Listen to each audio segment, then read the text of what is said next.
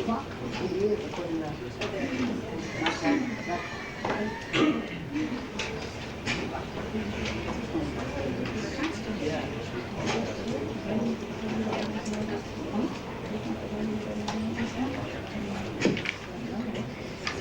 Let's go.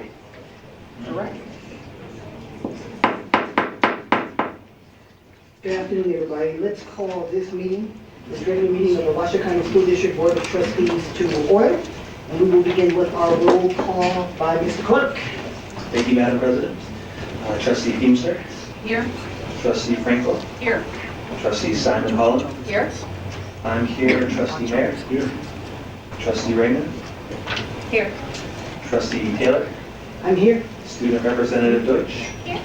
We are unanimous in our quorum. Okay. Thank you very much. We are going to have our Pledge of Allegiance, and since we're going to be dealing with charter schools today, can I ask Stacy to volunteer and lead us in the pledge?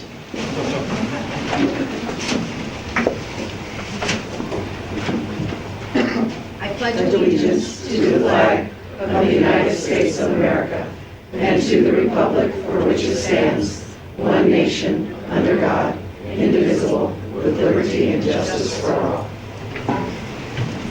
Thank you for volunteering, Ms. Cooper.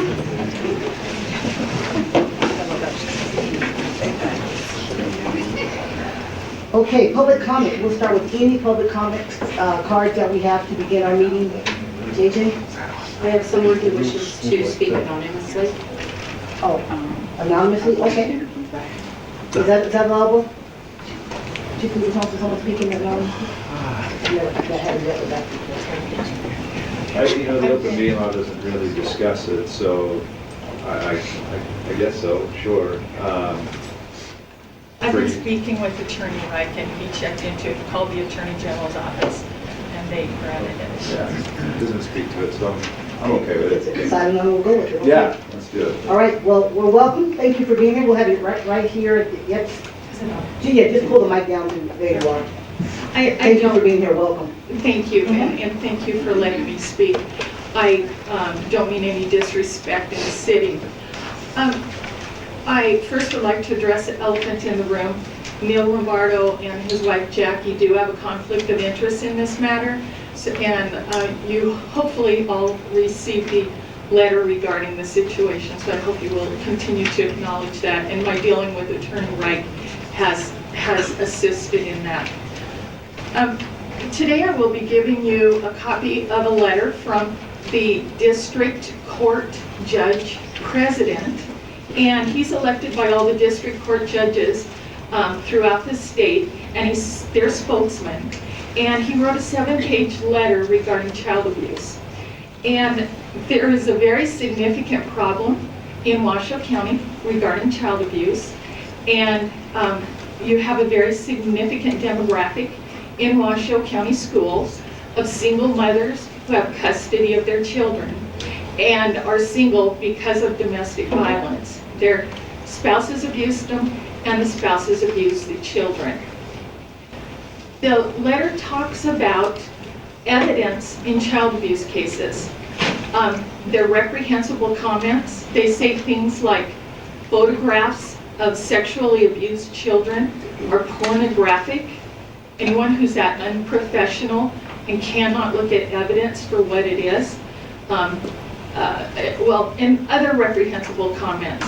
Medical records, hospital records that talk about child sexual abuse are not seen by the president of the district judges, who speaks again for all judges throughout the state of Nevada, have no probative value. So without any evidentiary value, he goes on to say that the police reports, medical records, photographs are only meant to sully the name of the abuser. That the affidavits of the mothers who survived the domestic violence and affidavits of the children is only exaggerated statements meant to inflame the situation. You will find all those in this document. I hope you will hold yourselves accountable to read it. Thank you for your time. And Thank you so much for being here. can you Did tell you me? just give that to Dispatch over right there. Should make sure we all get copies of it. Thank you. Any other public comment? Denise Henry. Ms. Henry? Excuse me, may I go first? Well, it's a, Jennifer, may I go first? We take them in the order that they're received. if they have an order they want to go in, that's fine with me too. Just make sure you state your name and does she have your comment card? Okay, please just state your name for the record now. Thank you for being here. You've got 3 minutes. We're going to assist you to get your microphone on as well. Okay, thank you. Thank you, Jason. President Taylor, Superintendent Davis, board members, staff, and guests. For the record, my name is Luella Thomas. Graduation from high school is a major milestone in a young person's life, and rightfully so, they should be recognized, honored, and celebrated for their success. Of course, our Native American community encourages our children to obtain the best possible education to become productive citizens. This engagement begins in our Head Start program. In our Native culture, the eagle feather is extremely important and highly revered. It is bestowed on an individual in recognition of a major accomplishment, such as graduations. This issue regarding the wearing of a student's eagle feather on their beaded cap arises every year. Some years, yes, they can. Some years, no, they can't. Last year, students were told to wear the feather under their cap or under their gown. Really, that is asking us to disrespect the feather. Why does the policy keep changing? Your diversity department is well aware of this issue. About 2 years ago, I attended a school board meeting here where the high school teachers of the Native Language program were recognized. In those classes, the importance and respect of the eagle feather is taught, and this is an incentive for our students.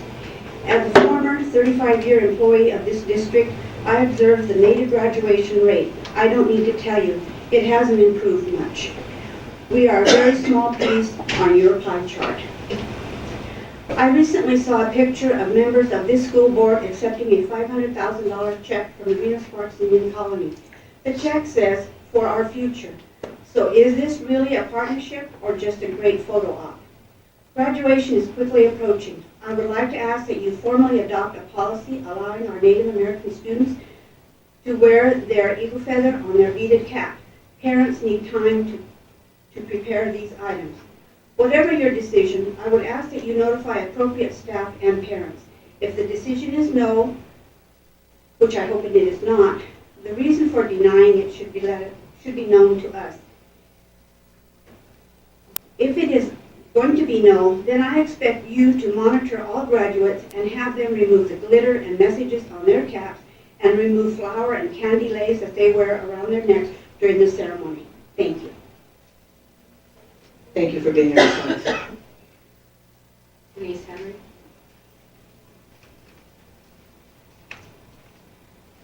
Ms. Henry, welcome. Thank you for being here. You have 3 minutes, ma'am. Hi, thank you for having me, letting me speak. My son graduated from Reed High School 2 years ago, and this is what we're talking about.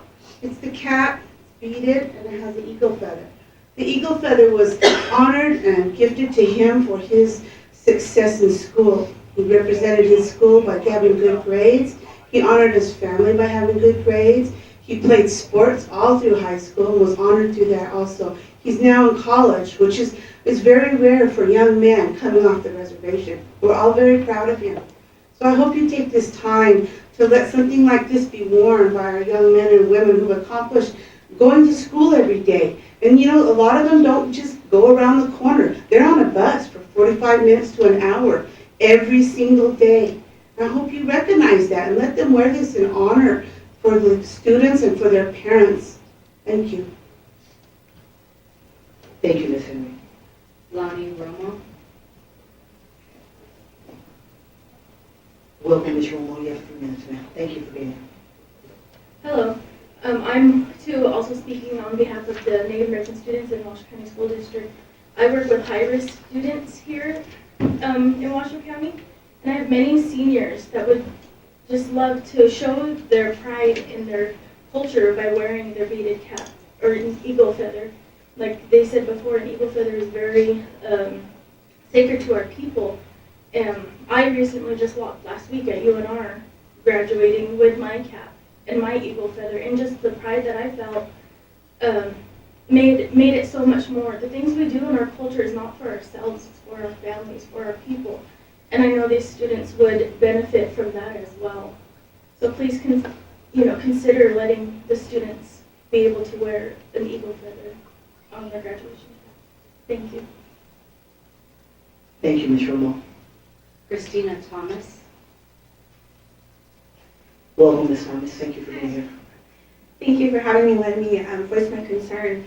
I just worked at Reed High School for 5 years as a Paiute language instructor. And a few years ago, I was here with my family when you guys honored myself as well as the other teachers for our work that we do for our students within the Paiute language.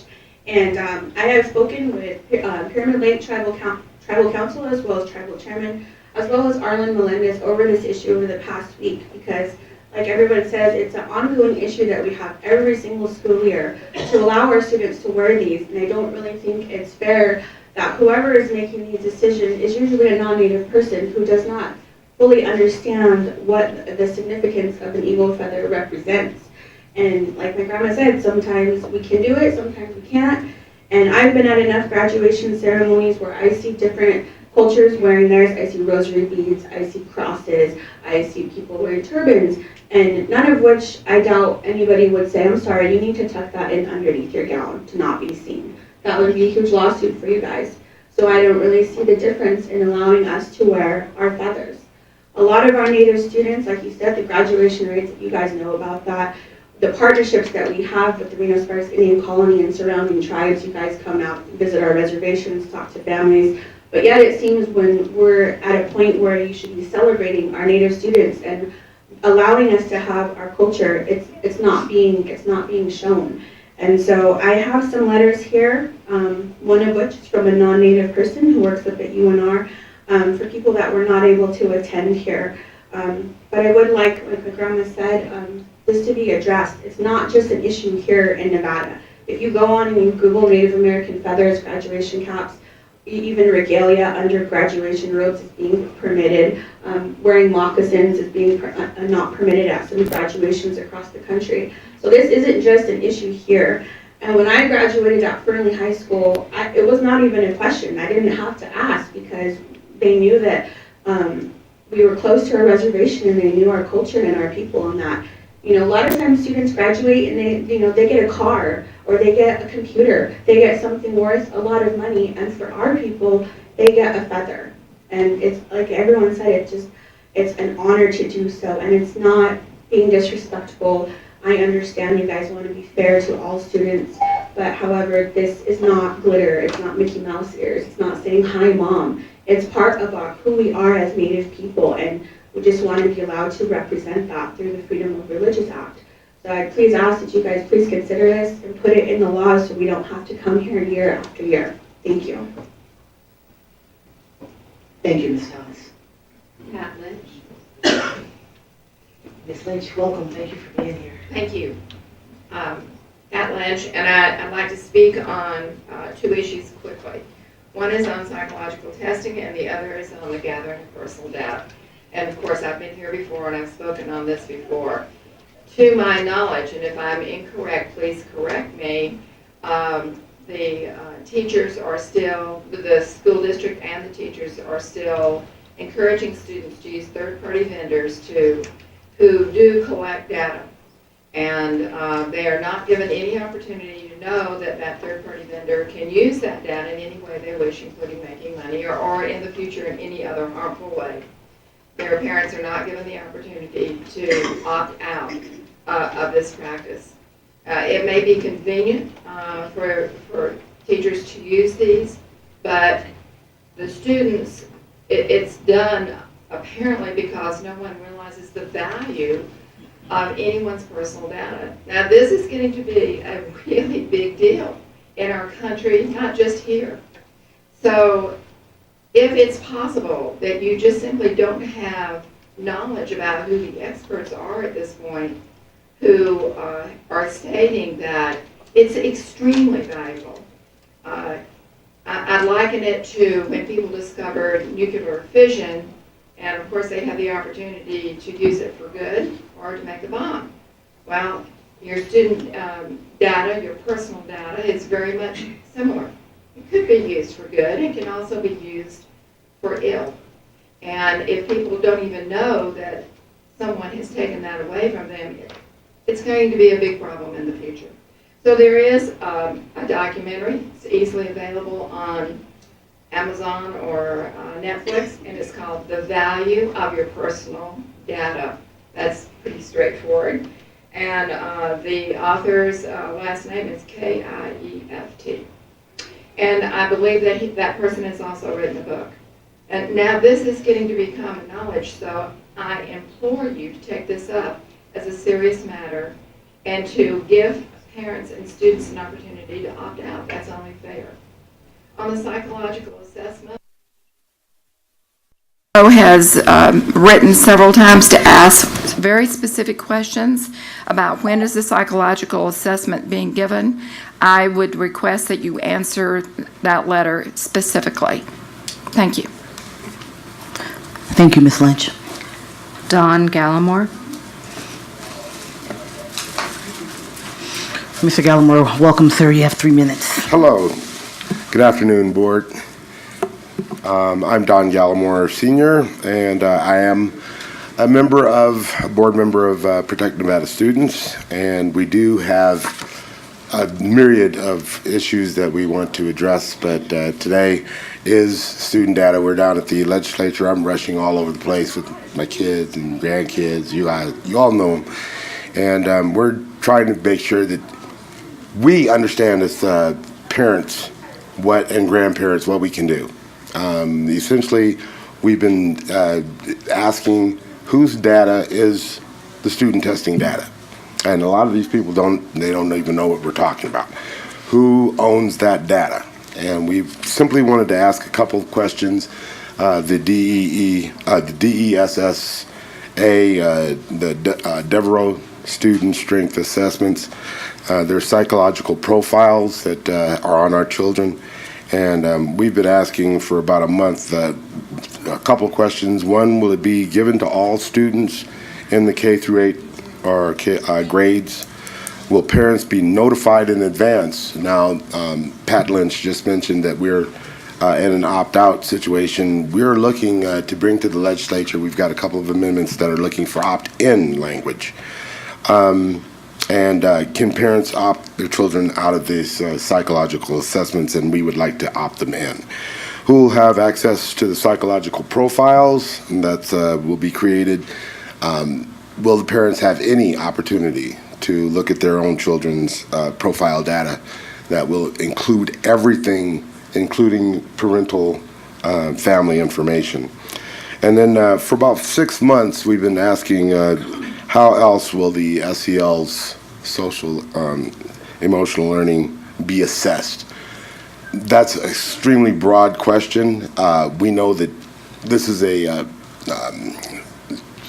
project in progress.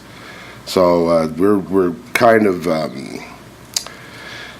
we're just waiting to see how far you guys are into this information and how it's going to be distributed. And we're just concerned parents want to make sure that our children's data, which is being fought everywhere, is protected, and that's what we're here for. We would like to invite you to the meeting 5:30 at the King's Buffet on Kitsky, 3650 Kitsky, and that's on the what is it? 30th. Thank you. Alrighty, thank you very much. Thank you, Mr. Gallimore. John Eppolito. Mr. Eppolito, welcome, sir. You have 3 minutes. Thank you for being here. You're welcome. My name is John Eppolito. I'm the president of Protect Nevada Children. 2 of our board members already spoke. I have 3 kids left in the district, and I'm a former K-12 teacher. We at Protect Nevada Children asked a question a while back, quote, of the district, quote, how many minor students in the districts have signed up for third-party online educational accounts without parental approval? The district responded with, quote, there are no public records responsive to this request. Per Edmodo, which is widely used in Washoe County, per their terms of service agreement, it says, quote, If you are not of legal age to form a binding contract, 18, then you must get your parent or guardian to read these terms and agree to them for you before you use Edmodo or provide any information to us." End quote. This did not happen in Incline Village and probably most other schools in the district. Last week, it was reported that Edmodo had a data breach that affected 95% of its users. This probably includes the minor children in our district who did not get parental approval prior to creating and using Edmodo. Has the district informed parents that their children's data has likely been breached? Does the district even know which students this breach affected? Please do what's right, not just what you can get away with, counselor. In the future, please educate parents on all aspects of free third-party education vendors, and please create an environment where students can get through school without using them. Last year, I told Incline High School administrators and all my daughter's teachers, I don't want her to create these types of accounts. Within 2 weeks, my daughter was using an Edmodo account. I was livid. Supposedly, the district deleted the account. Incline High School is making it almost impossible for students to get all their work done without an Edmodo account. This is wrong, and I wish this board would get involved. I have a second handout. It's got two sides. One is the Wall Street Journal article titled, about the psychological assessments being used in Washoe County School District as part of the social and emotional learning. Don Gallimore just asked our questions about these assessments. Please answer our questions. The other side of the second handout is an invitation to our upcoming student data mining meeting. It's on Tuesday, May 30th at 5:30 at the King Buffet on 3650 Kitsky Lane in Reno. What's happening in Washoe, please let me know if you can attend. What's happening in Washoe schools will come up. We hope you are present to hear what we have to say. Thank you. There's two Thank you, handouts. Mr. Ippolito. Just give them to Ms. Batchelder, if you will. Thank you, Mr. Ippolito. That's all at this time for this item. Okay. No further public comment? Yes. Just with regard to just for the record, with regard to the first speaker, I have no idea what the conflict of interest is for me, but you're my client, so I have to disclose that. So that's all. Thank you, Mr. Rombardo. Moving on to agenda item 1.05. This is action to adopt the agenda. If there are any requests from board members for anything otherwise, we'll certainly hear it at this time. Otherwise, I will entertain the motion to adopt the agenda as presented, if that's the pleasure of the board. So moved. Second. Okay, we have it moved and seconded. Any discussion? Okay, all those in favor of approving the agenda as submitted, please indicate so by saying aye. Aye. Opposition? The motion is carried. Let the record show that it is unanimous.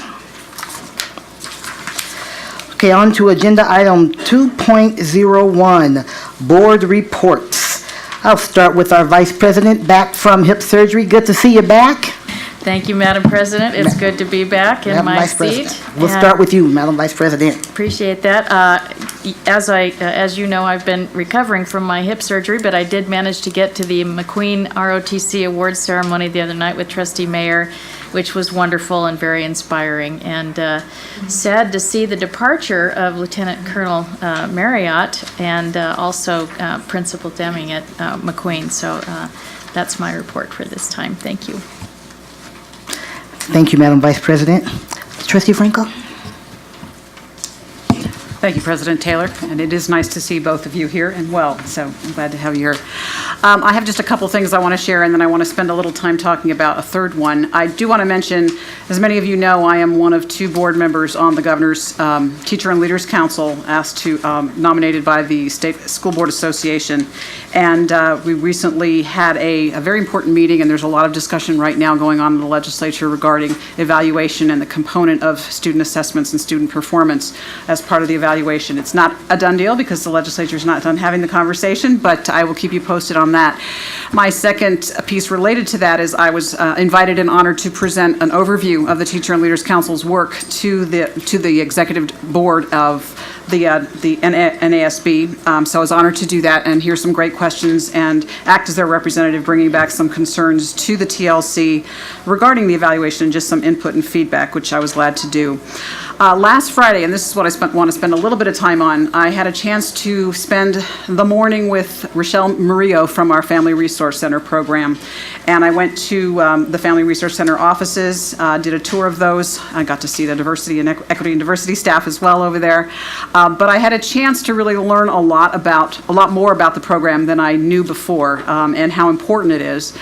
And it is the only FRC in Nevada that is housed within a school district. So it is unique that we provide those services from the school district. We went over to the center at Worcester, and I had a chance to meet with Brenda Costello. If you haven't met her, she will talk your ear off about the Family Resource Center and just impress you with her passion for helping families and helping our students, and with a variety of different needs, referrals, and resources. And we have a lot of community organizations to thank. One in particular is the Achievement League that provides a lot of our school supplies and resources and backpacks to support our kids who come from families who may not be able to support their children with those kinds of resources.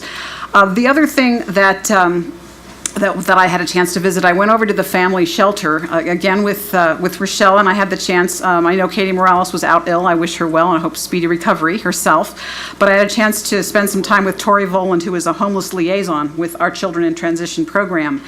And the amount of work that we do for the kids in the family shelter and the amount of work that our transportation department does to make sure those kids continue to go to the school that they have been going to and make sure they have the supports they need to succeed in school is absolutely amazing. And I want to talk about this for all of you to know. And actually, there's an invitation from Katie and Rochelle to all of you. If you want to take a similar tour, they would love to have you and do the same kind of tour with you. But one of the things I do want to highlight are some of the statistics and the impact of what is a tutoring program that's in place for some of our CIT kids, our Children in Transition children. What they're finding is that 100% of the kids who have been participating in the tutoring program have seen an increase in their test scores and a significant decrease in their absences. Their attendance has really improved, which is of course going to have great impact on their outcomes. And the thing I also want to say, in addition to the shout out to all of those liaisons and all of the team that work with the Family Resource Center and with the Children in Transition program, but the work that our transportation department does, because a lot of these children will move 3, 4, 5, 6 times during one semester, if not 1 year. And our transportation department tries to keep them going to the same school for the continuity of relationships and support to help them be successful. So I was so impressed with that work, and I want to commend the board. It was before I was on the board for really emphasizing and prioritizing this program several years ago, and thank Superintendent Davis and her team for continuing to provide support to that program, because it is so critical to help our students be successful, particularly our most vulnerable students. So I just wanted to share that. Thank you, Trustee Frankel. Great shout out for that team. They do a tremendous. I learned most about what we do in the Family Resource Centers when I was working before you were on the board, Vice President Holland, on that community project we had. So that's awesome to see that reinforced. Student Representative Deutsch, we'd love to hear from you. So last week I had my final Student Advisory Board meeting, and we had it at Rapscallion just to kind of recognize all of the students and talk about how the year went and to give advice to the students that are still going to be on the Student Advisory Board next year. And it was a great time. We had a lot of fun, and it's just pretty bittersweet to see that it was the last meeting, so.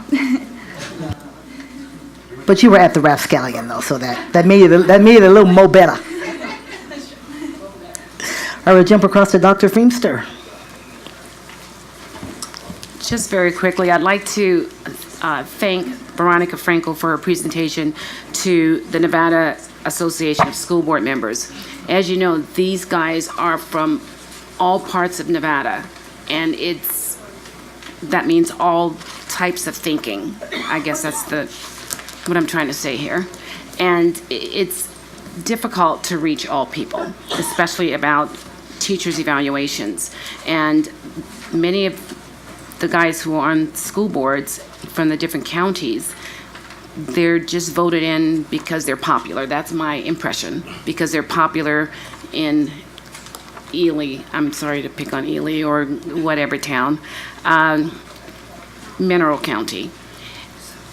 And I feel that when our trustee, Veronica Frankel, presented the other night, she did us justice. She did them justice. So I truly want to extend my appreciation for the way you put that into context for everyone.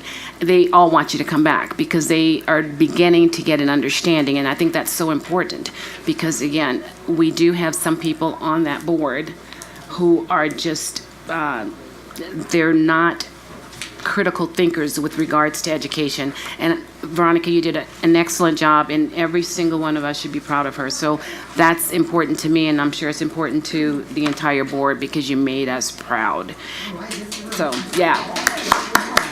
And we do want you to come back, that's for sure. Now, anything that happened after 9 o'clock, I can't. It's hard to stay on the phone. I went to sleep. I'll just say I went to sleep. But thank you for presenting, and it was received very, very well. So we do hope you come back, and we want you to come back with more information because the people from the other counties really, truly need it. Us as well. So please come back. And again, we are so proud of you. I know I was very proud. And everyone has more questions, so please come back. The other things I did were confidential, so I'll kind of keep those to myself. Well, thank you for staying on the phone and wait until 9 p.m. That's a late call. Trustee Mayor.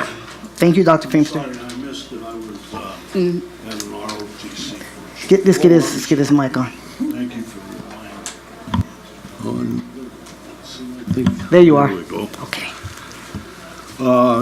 I'm doing ROTC things. I've been to, since our last meeting, North Valley, Reed, McQueen, Sparks, Reno, DeMonte, and Spanish Springs. Tonight, if we don't drag this meeting on, I'll go to Worcester, and tomorrow is Hug High School, and that'll be all of them except Incline, and I don't drive back well at night on Mount Rose Highway, so I'm sorry I missed that one. I just want to emphasize how much the teachers really appreciate a donut. You know, it's not a raise, it's a donut. But I got lots of thank you call notes and thank you for thinking of us, and it really is a turning point for our school. And it just made me feel good that a donut, and they thought, man, that we're behind them and that they're the backbone of this district and that they're doing an absolutely fine job. And I want to echo what Veronica says. I go to the homeless every year because I like to sit up there where their playground is and watch those little kids on the roof of that and the playground and their activities. And I know how hard it is for transportation to keep track because I have some houses in my neighborhood that are way houses for homeless, and they move, they come back, they move, and I've got to say the transportation, their logistics, whatever they do, is marvelous because I've only known at one time that they missed them, and they got them by the afternoon session. That's fantastic. That is really fantastic. So I'd like to echo that, and that's about it. Thank you, Trustee Mayor. Trustee Raymond. Thank you. It's been a busy couple weeks, so I'll just highlight a few things. I was able to do a visit to Vaughn Middle School, and particularly with a focus on their communities and schools site there, and just learn a little bit about what they're doing for those students, and then get a better sense of how they're supporting the community as a whole, which is great. I also got to attend the Student Advisory Board celebration last week, and it was really great to sort of send off a lot of the seniors, including Katie, and hear where they're headed, and then just kind of that handoff to the next group coming up. So I was very happy to be able to do that. Went to the Reno High School ROTC Awards, which was wonderful, and really enjoyed last week's luncheon hosted by the Washoe K-12 Education Foundation, the Chamber in Edon, where I feel like I learned a whole bunch about our CTE programs and how amazing our students are, particularly Maya, the MC. So that's it. Thank you, Trustee Raymond. Clerk Kelly. Yes, Madam President. A couple days ago, my son and I, we attended an awards ceremony and graduation for Learning Forward Nevada. And what this is, it's the Nevada chapter of an organization called Learning Forward, but what they do is they have a professional, kind of like a workshop or a course that teachers can sign up for, and they go through this course, and they just learn about leadership. How to be leaders in the classroom, how to maybe eventually become an administrator, so leaders higher up at a district. And so the award ceremony was the top teachers, and the graduation was this first class of Washoe teachers that graduated, and it was just a really fun event. I mean, it was kind of neat to see these teachers letting loose a little bit, and they were joking around and having a great time, but it was hearing about their stories and what they did, what they had to go through in order to graduate was pretty impressive. So I had a good time with that. And then my son and I also attended the Galena High School ROTC Awards. And as a former military person, I love seeing this next generation of future soldiers and sailors and Marines, or maybe not, but ROTC is great, and it teaches these students so many things about leadership and teamwork and community service. And so it was a great ceremony and really neat to see. And and having my son there, he keeps me out of trouble, and I keep him out of trouble as well. So. Thank you, Clerk Kelly. I think for the first time since I'm on the board, I have nothing to report. I know I'm looking forward to when I can get back out, and the best part of our job, I think, is when we get a chance to go out and see what's going on in the district. So regretfully, I've been taking care of me. So, Superintendent Davis. Okay, I'll try to be brief because John told me he had somewhere to be today. I will just note the red and white tie. Yes. Which is indicative that you're going to Worcester High School. So. Marriott kids me all the time. We go to these ROTC. He says, Mr. Mayor would have been going to Reed, but it wasn't built then. He would have, and it gets down, there's only two, Sparks and Reno, that were built when I went to high school. So he gets to say that over and over again. A joke gets tiresome after a while, but he's leaving us. Yes, he's retiring. We will miss him. Yeah. We had a chance to pay tribute to him at the last spotlight. Yeah. But we will certainly miss him. He's been an incredible asset for the district. Superintendent Davis? Yes, so the deputy and I went to the governor's mansion to celebrate Kate Smith, who was identified as a STEM school, and we were so excited about the work that they are doing at Kate Smith for our children. As Trustee Molina mentioned, we were at the Business of Education also with Trustee Frankel and Trustee Simon Holland were there also. A great opportunity to see our kids, and yes, my co-host is just absolutely amazing. So hi Maya, because I know you watch the board meetings. Countdown to graduation, we have a preview today of countdown to graduation. Are you getting ready, JJ? I'm ready when you are. Oh, let's go. And then I'll just say that we have Senior Recognition Day tomorrow night also. There's lots of activities going on.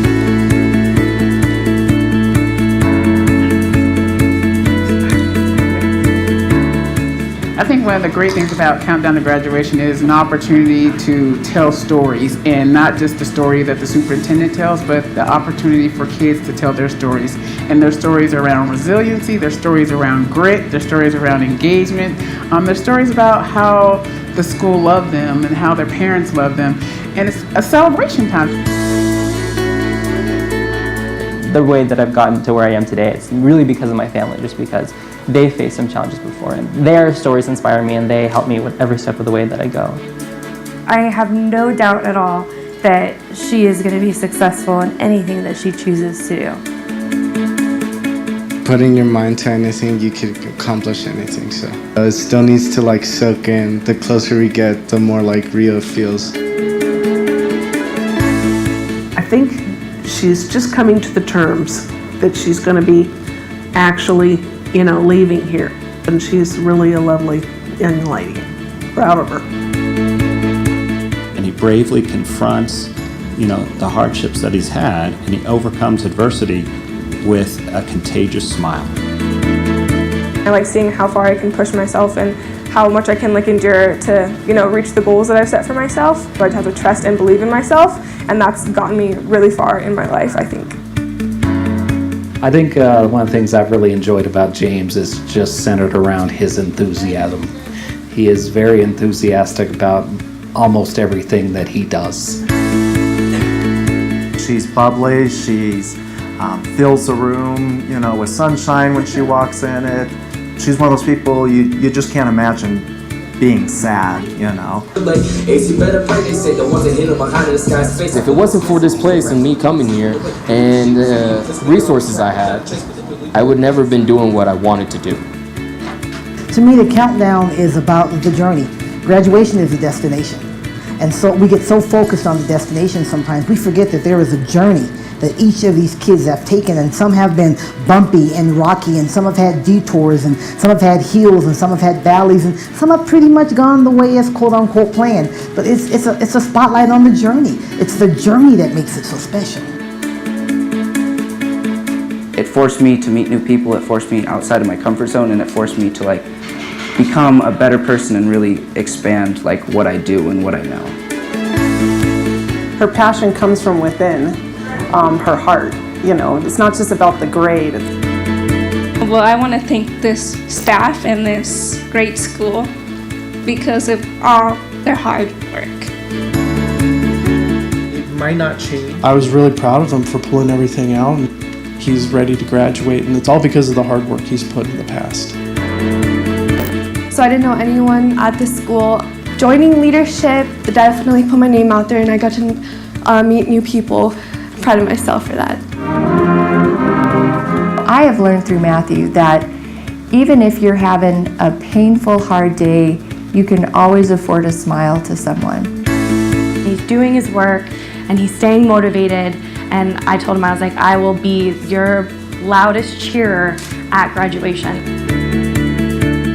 Everyone here at Hug is like an extended part of my family, It's like a second home. I just want to help, I don't know how I'm going to do it, but I just want to help change the world some way in a positive way. On behalf of the Washoe County School District Board of Trustees, we congratulate all of our graduates in the countdown for 2017. We are so proud of you. This is the most exciting time for you and also exciting for us. And on behalf of every teacher that has participated in your life or any employee of the Washoe County School District, thank you for sharing your life with us. And we want to say, congratulations!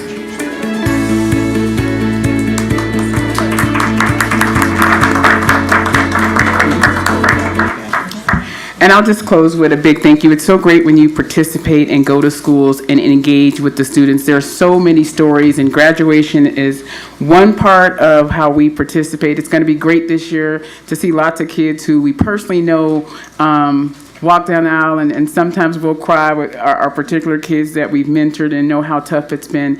But just to hear their stories and their work, and not just about sports and academics, they talk about their families. Incline was such a great visit. We have someone who cuts hair for the whole area up there, and just to hear their passion. So I want to thank every teacher, every employee, because I think those stories are created by the people who do the work every day. And our success for 64,000 kids, no matter what people say, we do work for kids every day, and that's what this journey is about.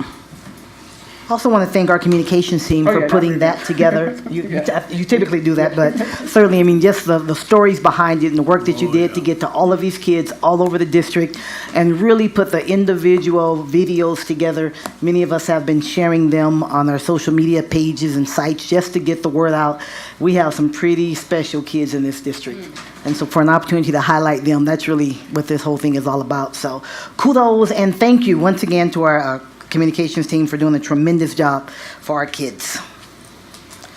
All right, on to agenda item 3.01. This is our consent agenda. We're looking for agenda item 3.02 through 3.22. I do know we have public comment on this before we vote, but I would like to see if any of my colleagues would like to pull any of these particular agenda items before we move forward. And Vice President Holland? Thank you, Madam President. I just had a clarification with our legal counsel and staff about voting on minutes for meetings that we did not attend. So I wanted to make a personal disclosure, and I don't know if others of the board might wish to do that. I will be voting, but we will be, it's fine to have it under consent, but I did want the disclosure on the record that I was not at the meetings of August 9th, August 23rd, September 13th, or September 27th.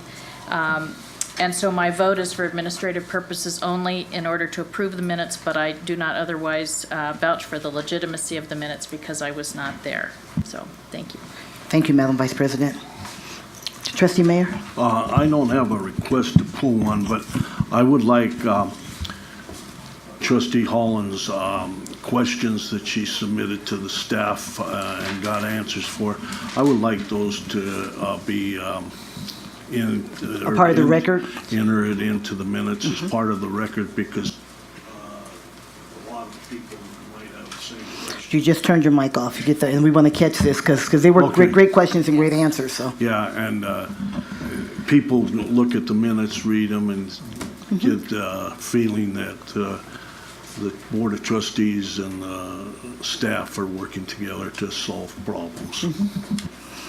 So know that we can make that happen. JJ, thank you, and thank you for those questions too. And staff, extensive, comprehensive responses. So thank you very much for those.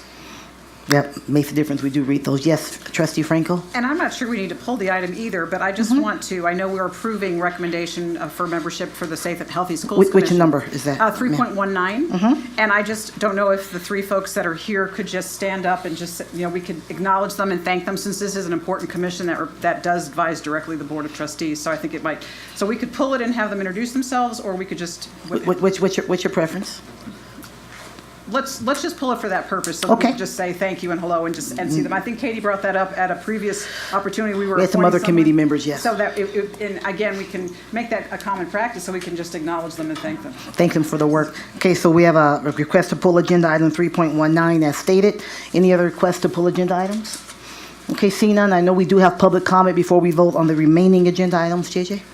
I have John Eppolito, who wants to provide comment on 3.22. Welcome, Mr. Eppolito. Agenda item 3.22. Well, I was going to do 3.19 and 3.22, but should I come back for 3.19? You can do them. You can do them both right now if you like. Okay. My name is John Eppolito. I'm with Protect Nevada Children. I have 3 kids in the school, and I'm a former teacher. 3.19. I came to one of those meetings once, and I was surprised because we have an issue in Incline with these one-to-one devices, and it started off with secret meetings, which some on the board thought were a good idea and some thought weren't. The secret meeting happened anyway. It's created a problem at Incline, and we have at least one parent up there who's getting harassed by other parents, and the school district doesn't want to get involved, but in my opinion, the school district's the one who created the problem, so that's neither here nor there. So I went to the Safe and Healthy Schools Commission meeting one day at the advice of 2 board members, and it just wasn't good at all. So I don't really know exactly what they're for, but maybe they'll do some better things. I know they do some good things with students, but they certainly didn't do any good thing with the environment at Incline High School. 3.22, this virtual school. I know some of these kids are going to be on these devices for years and years, and not to mention the data breach that we just had, but these entities, especially the free ones, the way these free third-party vendors are paid is with student data. And the big thing is to create profiles on the kids, and that's what companies like Edmodo and Google, G Suite, whatever they call theirs, it's all about creating profiles on the kids. They don't sell them. Some of them actually pay others to take the student data, but I just don't know that you guys are educating parents on the other side of having kids online for 3, 4, 5, 6 hours a day. Maybe you are, maybe I missed that. And we weren't kidding about inviting you guys to the meeting. We want you to come to our meeting next week. It's today, it's on a Tuesday, it's 5:30, it's King Buffet. The school district will come up. You guys need to be there to defend yourself. No, I'm just kidding. I'm going to say whatever I'm going to say, whether you're there or not. And I know at past meetings we've had at least, I think, 3 previous board members who have come, maybe 2. I'm not sure, at least 2, probably 3. So we really want you guys to come. Sometimes I feel like 1 or 2 of you on this board, you're like those monkeys. You don't want to hear anything, you don't want to see anything, you don't want to speak anything. You don't want to know what's really going on. I can help you learn. I hope I'm wrong on anything in my presentation next week, but I'm not, and I hope you're there. Thank you very much. Thank you, Mr. Eppolito. Any other public comment, JJ? That's it for that? Okay, seeing none, then at this time, I will entertain a motion, if it is the pleasure of the board, to approve a consent agenda items 3.02 through 3.18 and 3.20 through 3.22. So moved. It's been moved. Is there a second? Second. Been moved and seconded. Any further discussion? All those in favor, please indicate so by saying aye. Aye. Opposition? Okay, the motion is carried. Let the record show it is unanimous. Now we'll go to agenda item 3.19. 3.19, and just at the request and a great request of Trustee Franco, those 3 members, prospective members, because we haven't voted yet, for the Safe and Healthy School Commissions that are here. We'd love to have you just come forward if you would. Just introduce yourself here at the microphone really quickly, and we just want to see who we're voting on, and thank you for your service. Just give us your name for the record. We appreciate it. And then maybe tell us how long you've been on the commission, if you have, or if it's new for you. Darren Balaam, and I've never been on the commission. Welcome, Mr. Balaam. Come on up. Hi, I'm Michael Munda, Director of Accreditation and Regulatory Compliance at Renown Health, and excited to serve on this commission. This your first time, Michael? Yes. All right. Everything's new. All right. Thank you. Okay. All right. Thank you, Mr. Munda. Good afternoon. My name is Jeff Frame, and I'm a local architect, and this is the first time on this commission. Fantastic. Thank you. Welcome to each of the 3 of you. Wait, Trustee Franco? I just want to say I knew they were all 3 new members, and that was one of the reasons I wanted them to introduce themselves, because I know we've had some members that have renewed, but I think it's great to meet the new members and to thank them directly for your service, or your forthcoming service on this important commission. Thank you, gentlemen, to each of you for being here, and I'm going to look to Trustee Franco for a motion. Okay, I move to approve the recommendation from the Safe and Healthy Schools Commission to appoint the following members to fill the open seats on the Safe and Healthy Schools Commission for 2-year terms beginning July 1, 2017, ending June 30th, 2019. Darren Balaam as the parent representative, Jeffrey Frame, an at-large member, and Michael Munda, medical and mental health professional representative. We have a motion on the floor. Is there a second? Second. Been moved and seconded. Any further discussion? Okay, seeing none, all those in favor, please indicate so by saying aye. Aye. Opposition? All right, the motion is carried. Let the record show it is unanimous. And to each of the 3 of you, thank you so much for your willingness to step up and to get involved, especially in something so important. There's nothing more important than the safety of our kids and in our schools. So we really appreciate your future service, gentlemen. Thank you so much. And thanks for being here today. Okay, on to agenda items. You're looking at you. It's okay. You can go. He's like, can I leave? Would it be rude if I stepped out? I don't really know, but I'm here for you. I'm here for you. Oh, that was pretty funny. All right, agenda item 4.01. We know Ms. Anderson is where she should be in Carson, so I'm going to look to Superintendent Davis. You said you have a report, and she did send us one. Hopefully, each of us have had an opportunity to read it. Superintendent Davis, on behalf of Ms. Lindsay Anderson. Yes, she is in a Senate Education Committee work session right now around Victory Schools. I just want to say that it's been a busy time, and today we were all crossing paths. At some point, I passed Andrea and I passed Pete, and so lots of things happening. The priority, of course, is budget negotiations. They closed the K-12 budget on Saturday, and I believe some of that information was shared. They will turn the budget documents into funding bills that will need to be processed and how those rules work. We will know more about the impact to the DSA by June 1st. But many of the categorical programs are competitive grants, which means we would actually have to apply for those monies and get awarded. The way that funding from it is moving forward, and we're still working to figure out how many eligible students Washoe County School District would have. As you know, I serve on that committee. And there's lots of policy work around Zoom, Victory, Achievement School District, special education, and many other bills. That was just pretty much the snapshot. Thank you, Superintendent Davis. Trustee Mayor? Yes, I have a question. I know there's a lot of, there's some bills in there about different kinds of diplomas for students of special needs and other things. Has that been okay? Because I know if we're going to hand them out this year, we should know. Well, they won't impact students for this year, so this year they will still receive the diplomas that we've had in the past. The new diplomas that they're looking at is a regular diploma versus a seal, so you can get a certificate for a CTE education, a college career readiness, and that's the work they're doing, but that hasn't been determined yet. Or you can get both seals. But I understood that they were trying to make the one for students with special needs retroactive to the students up to the age of 23, I think it was. So they're working on that, but that hasn't been finalized. Hasn't been passed yet. Okay, thank you. Thank you, Trustee Mayor. Seeing no further comments from the board, I know there is public comment on this item, JJ. Tom Polakalis.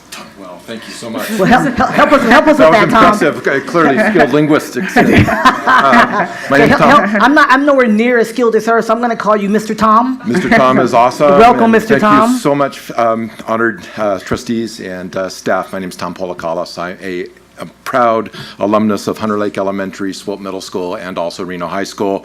I have a son at the Collin Ranch Elementary School. I'm here to ask for you to consider supporting SB 392, and that is a community solar bill. If you haven't heard about what community solar is, it's because they're not currently legal in Nevada. There's 14 other states that now have community solar projects, and we in the advocacy community have been showcasing the opportunity for schools to have additional solar put into place through the community solar program. I won't go into a lot of details, and I'm asking again for your support. If Lindsay would possibly be able to join us tomorrow. We're going to be working with some of the legislators that are still kind of teetering in the balance.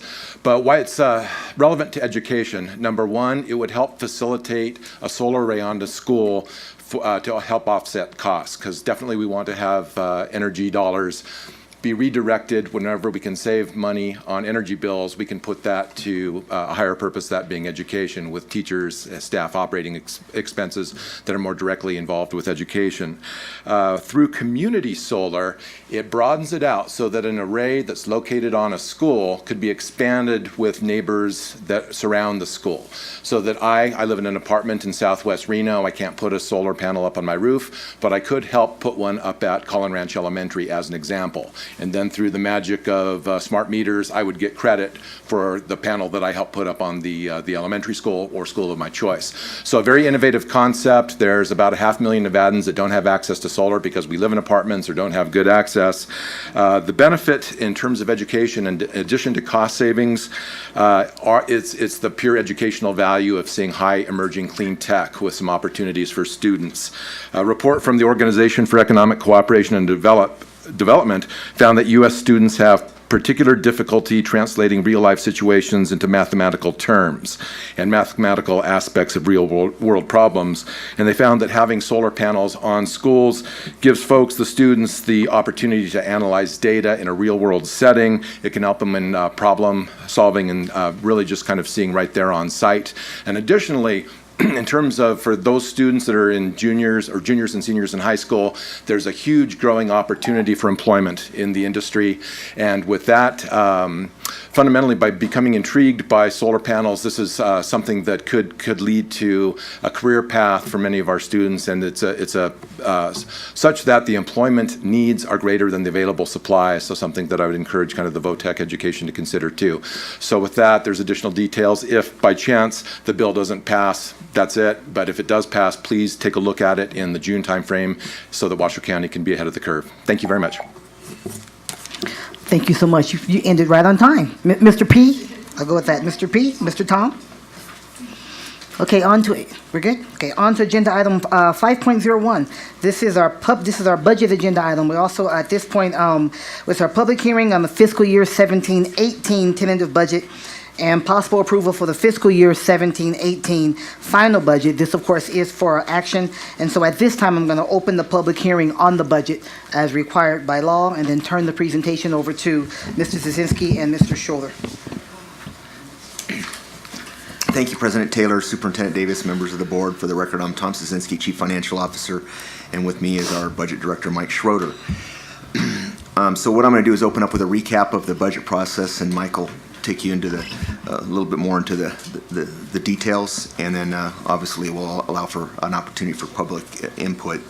As the board knows, we presented you with a $40 million deficit after learning about the recommended statewide budget earlier this year, which allowed us to update our budget deficit forecast, which was discussed last fiscal year.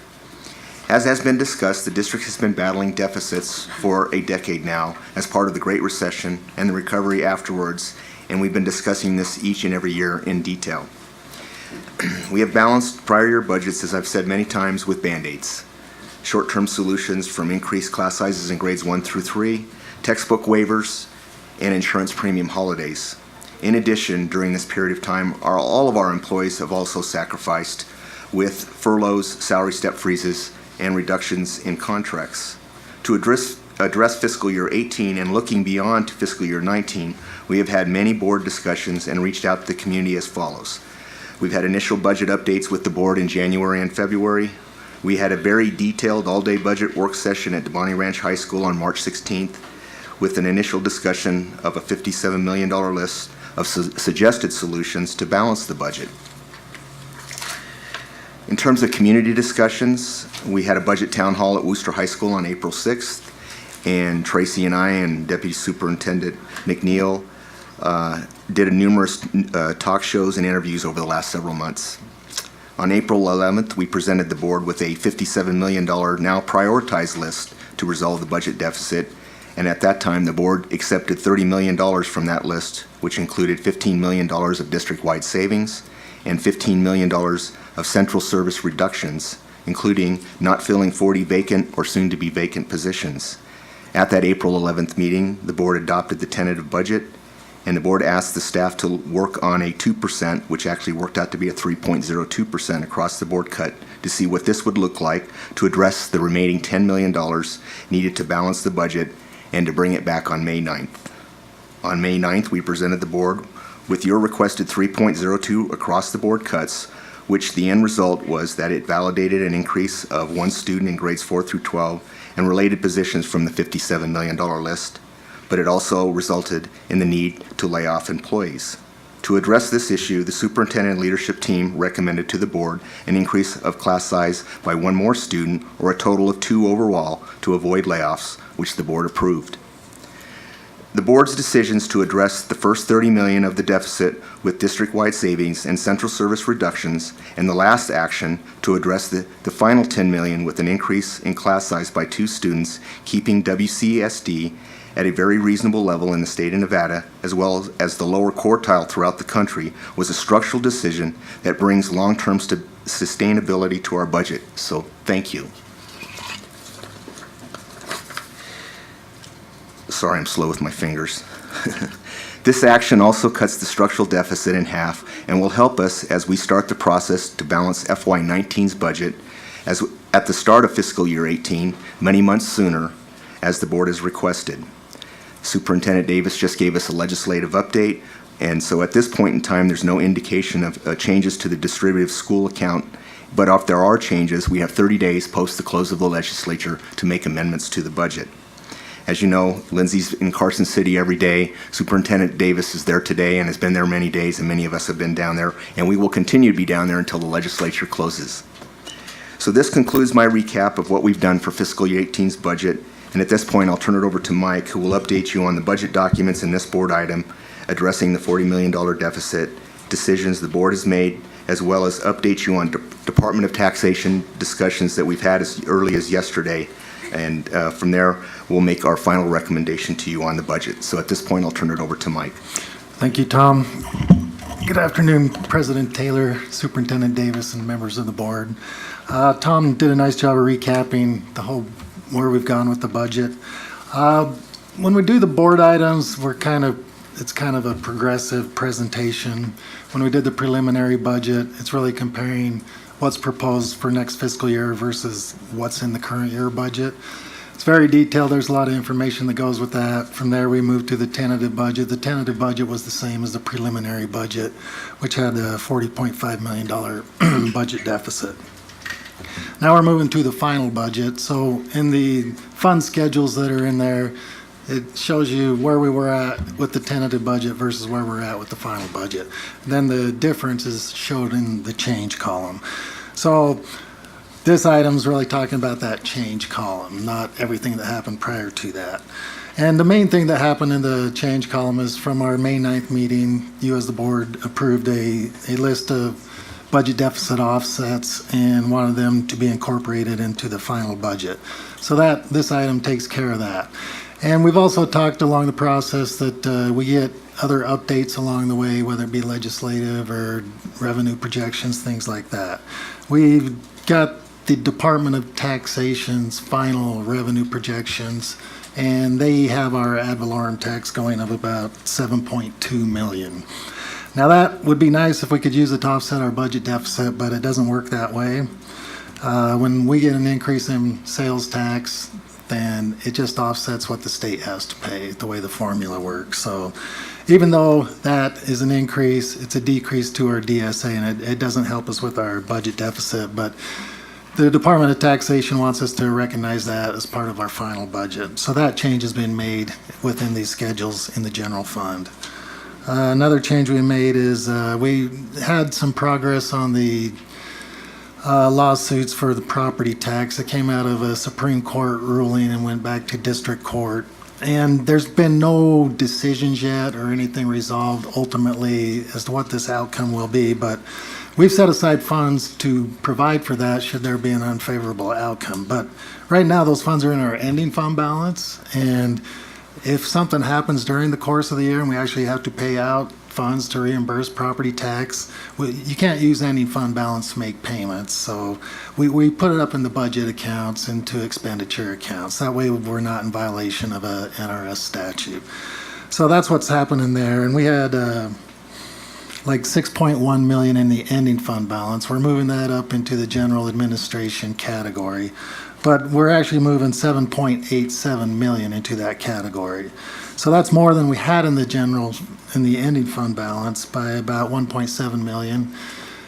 The way we make that up is that the state would technically have to make that up as their 1/3 share of that property tax value. So it all balances out, and we just have to put that line item up there in case we have to pay something out. If we don't pay anything out during the fiscal year, those funds would technically just roll over into the next year until the whole situation gets resolved.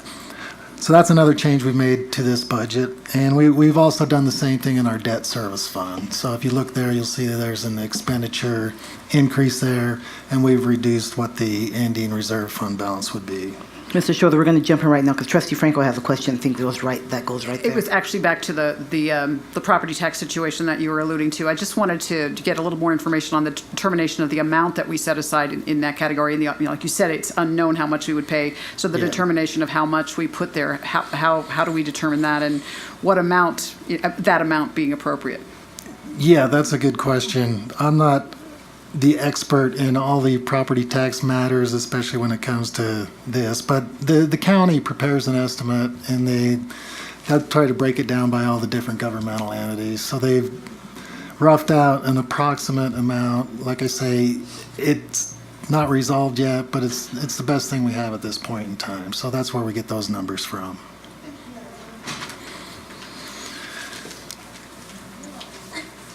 So we've made that change, and then what's happened since we sent this information out? We sent a revised report today, and what I did on the revised report is just highlight in gray what changes were made from the first report you got. And this was, once again, dealing with the Department of Taxation. Last legislative session in 2015, they passed a bill that said kindergartners would be no longer 6/10 of a student. You'd have to recognize a whole student when you do your formula. We haven't received a lot of direction on this from the Department of Education on how we're supposed to put this in the budget. I've seen some worksheets, and it looks like they've included it in the DSA workbook. So, but they do it at a per pupil amount that was recommended in the governor's budget of $5,900. So we don't get $5,900 a kid; we get less than that. So when they put this in the DSA, we actually lose money. And I estimated that to be about 1.1 million roughly when we did the preliminary budget. So that was part of our $40 million problem, because I knew this was going to happen, and I just didn't know the mechanics of it. But Department of Taxation wants us to put it in the budget. So this budget includes kindergartens weighted at 1. We have about 4,500 kindergarten kids. In the tentative budget, because they're 6/10, there's about 2,700 recognized. So now all of a sudden we have 1,800 more kids according to the way the formula works now for students, and we'd multiply that by our per pupil amount, and it would add about 10.5 million to the budget. Now, once again, sorry, that doesn't offset our budget deficit, because we're supposed to use all that money to pay for full day kindergarten that the state used to put into state categorical fund. So the amount we put that in the special revenue funds, what the state used to give us. So in our special revenue fund on these fund schedules, you'll see that state revenue goes down by 11.6 million, and so do expenses. Now in the general fund, it's 10.5 million. So there's that $1.1 million difference, but we've already put that in the budget way back when we did the preliminary budget. So those changes are in this part of this final budget. And the last thing would be a lot of the recommended budget deficit offsets affect more than the general fund. Like there was a transfer of $59,000 that we do to the capital projects fund. So you'll see in the capital projects fund there's $59,000 less being transferred in. Some of these affect the special education fund. It wasn't because we're reducing teachers or anything like that. It's because we have OPEB costs in there. We actually did reduce implementation specialists. And then we reduced fuel costs, which we have transportation for special ed students. So those are the things that affected the special education fund on that side of the house. And then obviously our OPEB trust fund, we're saying we're not funding it this year, so that impacted the budget on that one. And we do have one other change, and it would be to our nutrition services fund. When we prepared the tentative budget, we were in negotiations, and we still are with Aramark to determine what a guaranteed profit would be for the next year. We've got some preliminary numbers from them. There should be a board item coming either next one or the one after that, I believe. But it's based on those preliminary numbers, so it's about a $270,000 profit, and that's reflected in this. The biggest thing was the budget deficit offsets, and we put a schedule in here. It's on page A19. And it was really just to help everybody see where these budget deficit offsets, what categories they're hitting. So we have a reference off to the left-hand side, like 1.01, 1.02. And this is really that list that you saw on May 9th. Same references, and then we've attached attachment B as part of the board item, and it gives you a little more in-depth analysis of what the reduction was and what it entails and what the consequences are. Mr. Shore, let me just throw in a question here.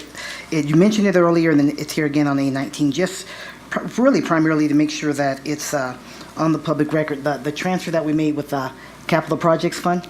And I certainly understand the rationale, because that's how people's time is being spent. Are we tracking that so that when it's from an accountability standpoint, so you see what I mean? Yeah, so that time was is absolutely going to, so we can show that that is an absolute. We aren't paying for other things with capital transfer funds.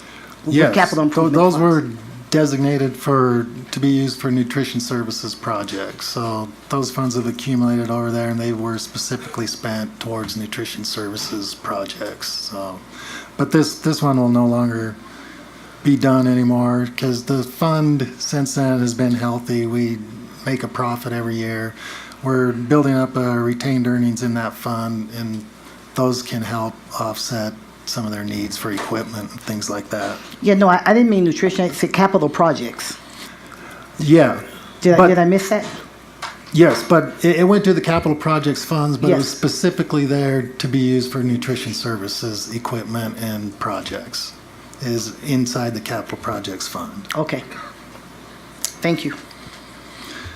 So what this schedule does is take that list that we had on May 9th. It shows you each of the expenditures, revenue, or opening fund balance category that it went into.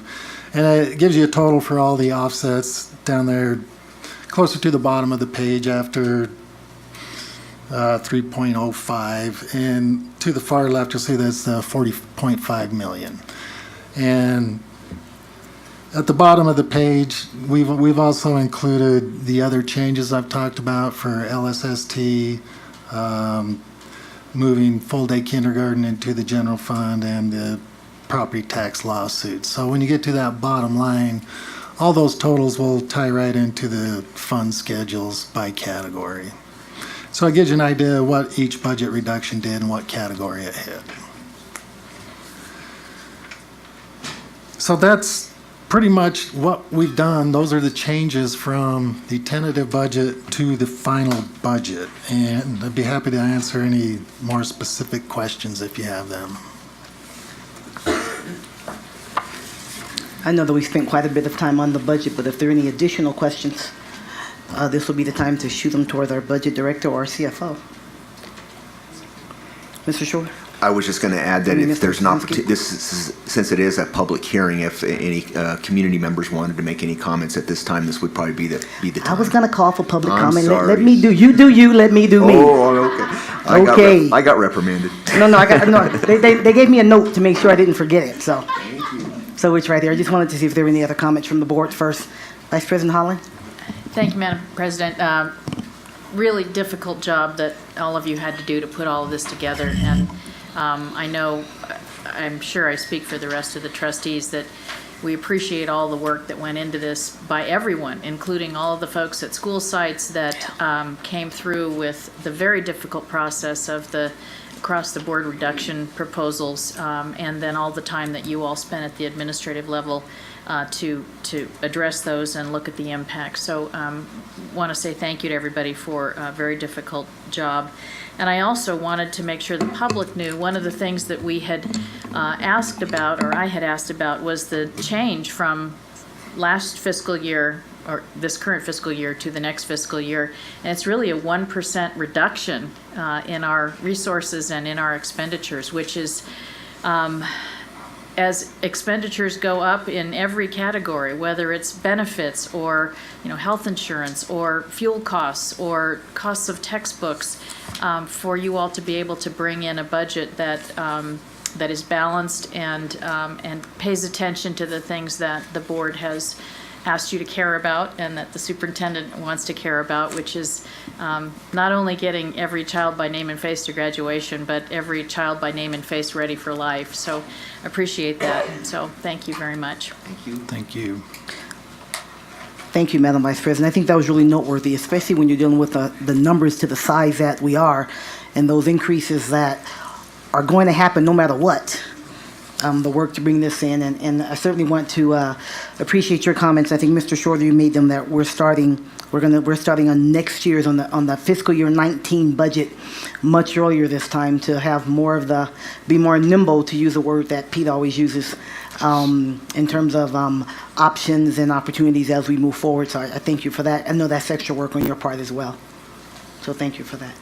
Any other comments from the board before we open up for any public comment? Okay, Sina and JJ, we have any public comment on this? I have no cards at this time. Okay. No public comments on this at this time? Okay, then Mr. Szynski?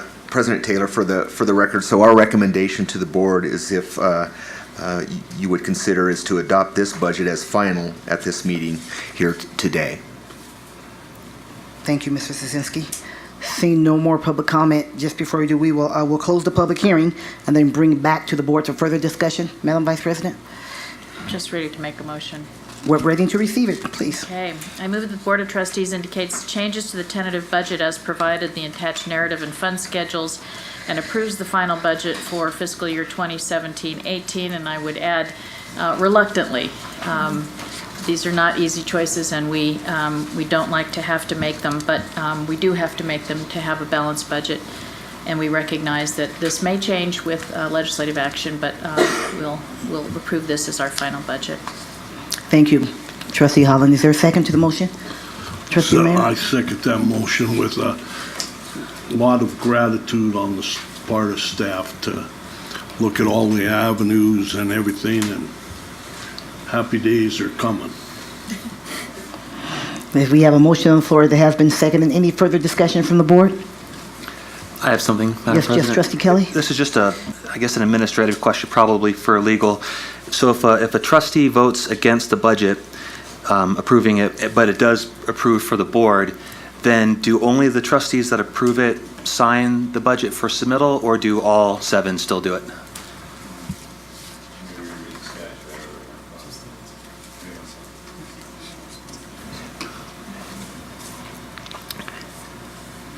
You would think that, but let's make sure.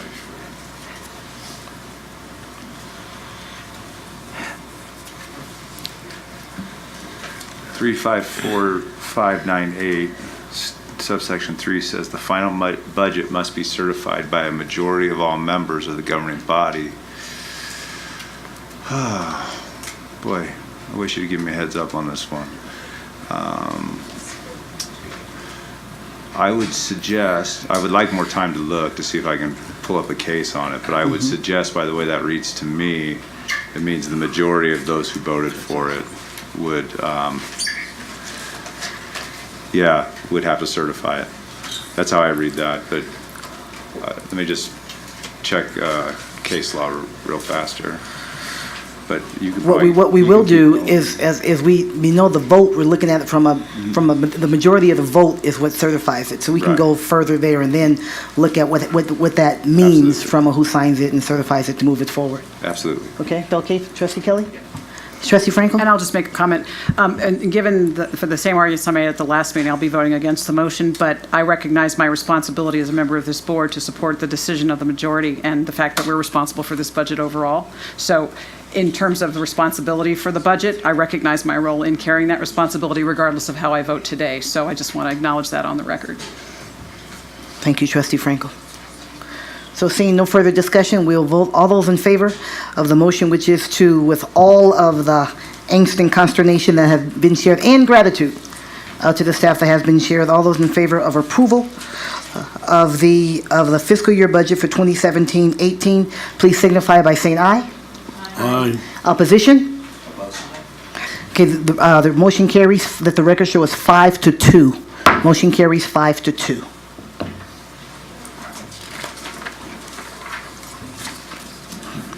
Thank you, gentlemen, again. Thank you for your work. We appreciate it. We're going to move on. Thank you for researching that too, Mr. Lombardo. We're going to move on to agenda item 6.01, presentation and discussion on Washoe County School District responsibilities to district-sponsored charter schools.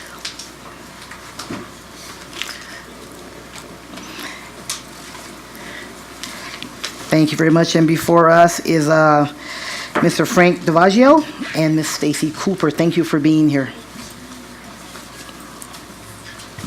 Thank you for having us. For the record, again, my name is Frank Salvaggio, Executive Director, Student Services, Washoe County School District. Thank you. You know what? I'm sorry. I'm going to pause you for just a moment. Yeah. This should be the time to take a break. So why don't we go ahead and do that? Let's take a break. Great. I'm sorry. So so pause right there. We're good. We're okay? all good. This will be this. I'm looking at the agenda. It's like, oh, that was the break opportunity. So why don't we go ahead and take it? We'll take a 10-minute break and then we'll get back here. Usually when I say we take a 10-minute break, that means we'll start in 15. So let's do that. Thank you very much. Appreciate it.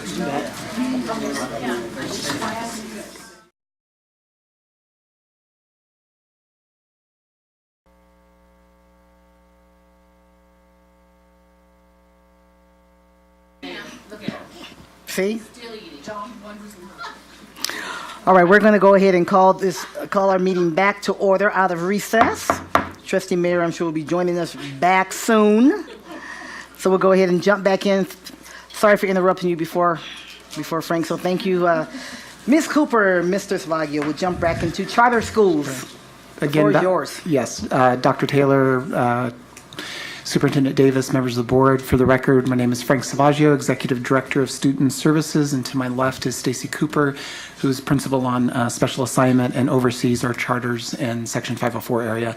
Today, we're here to talk about charter schools. Mainly, the purpose of this presentation is to provide the new board members a background on charter schools for our district and really make sure you understand the difference between the district-sponsored charter schools and our state charter schools, because there is really a big difference as it relates to the relationship we have with them. But just a little background. The first thing we want to let you know is our district-sponsored charter schools are public schools similar to Washoe County School District. Charters offer a unique niche to the Washoe County School District with specialized programs such as Montessori, Performing Arts, STEAM, Career Tech, and project-based learning. So there's a number of opportunities that families in our community can choose to have these students go, just so it gives them more options, which I think we're all supportive of. It's also important to note that the charters receive the same distributive money, the DSA funding that Washoe County School District does.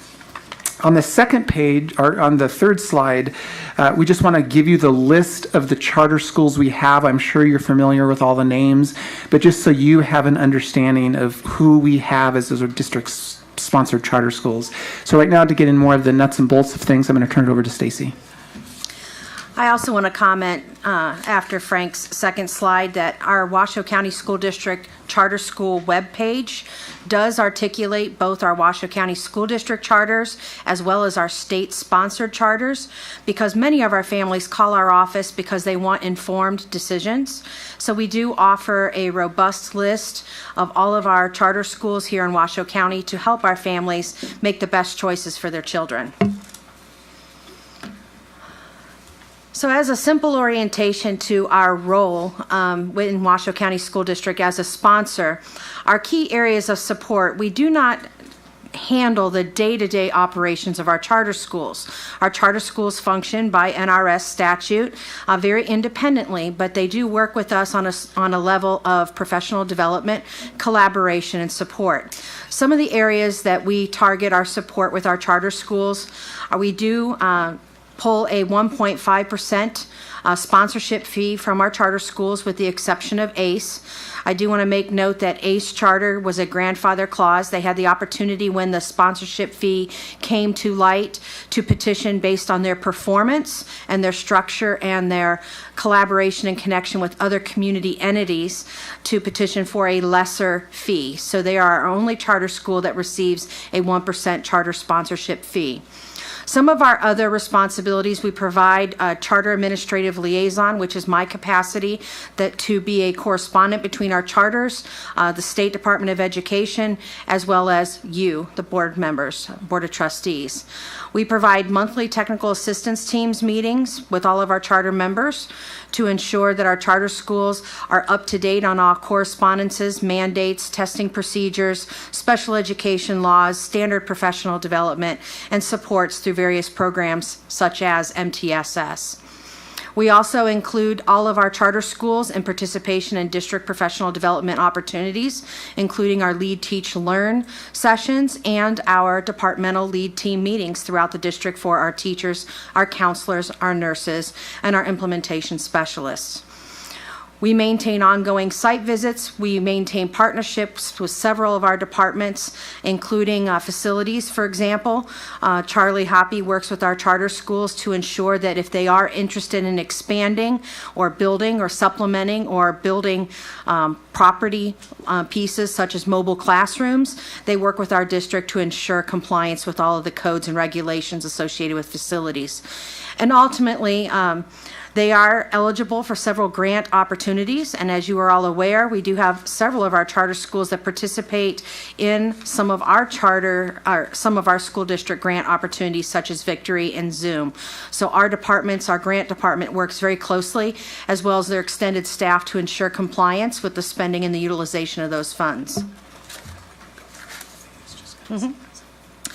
My role as the charter administrative liaison is quite cumbersome, so I'm not going to read off the list there. But I do facilitate or work with the Department of Education. I interact with the State Charter School Authority on a regular basis, as well as the other public school charter liaison down in Clark County School District. My main role is to truly facilitate a strong collaboration and connection between you, the members of the trustees, the Board of Education, as well as our charter schools. Ultimately, the key piece of our presentation today is to provide you some adequate background information to our charter monitoring process, because many of you are recognized as new members to the board. On June 6th, you will be seeing us where we will be coming forward with 7 of our 8 charter school performance reviews. Those performance reviews are mandatory by NRS, with the only stipulation of exemption is if the school feels that their charter performance, sustainability, financial structure, and academic foundations do not warrant such monitoring. ACE Charter School, because of their career technical background, their strong partnership with the American General Contractors Association, as well as their strong participation in our professional development, have opted this year to be exempt from performance monitoring. 7 of our charter schools will come before you on June 6th with monitoring reviews. They are in statute a review. We do not make a basis of recommendation for closure off of these. They are actually a performance review that allows us to inform them on suggested areas of focus as they move into the coming year. Various departments in the district actually step up and work with our charter schools in this monitoring process, and the list of those departments are up above. The monitoring process begins in January of each year, and our multiple members of our departments in the district go out to our charter schools, conduct walkthroughs, meet with leadership, visit various departments, and audit various files. For example, our nursing files, our nutrition services guidelines and log sheets, our MTSS guidelines, and special education folders. Ultimately, they solicit the feedback to my attention, and I compile a magnified report. I send that back to our charter schools and give them an opportunity to make corrections prior to the presentation to you. So all of our charter schools, the 7 of them, received their final report or semi-final report at the end of March, and were asked to comply or correct any areas of caution or concern. Most of the caution areas this year were related to HR relationships or HR certification. That's a common thing that's happening district-wide, and they have to exemplify that the teacher on assignment has a substitute license or is a participant in an ARL program in the district.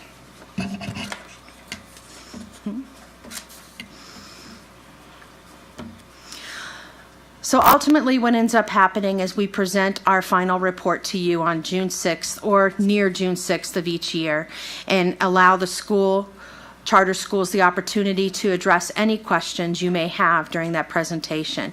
It's usually a board consent agenda item, since we don't make decisions on closures based on this informative report.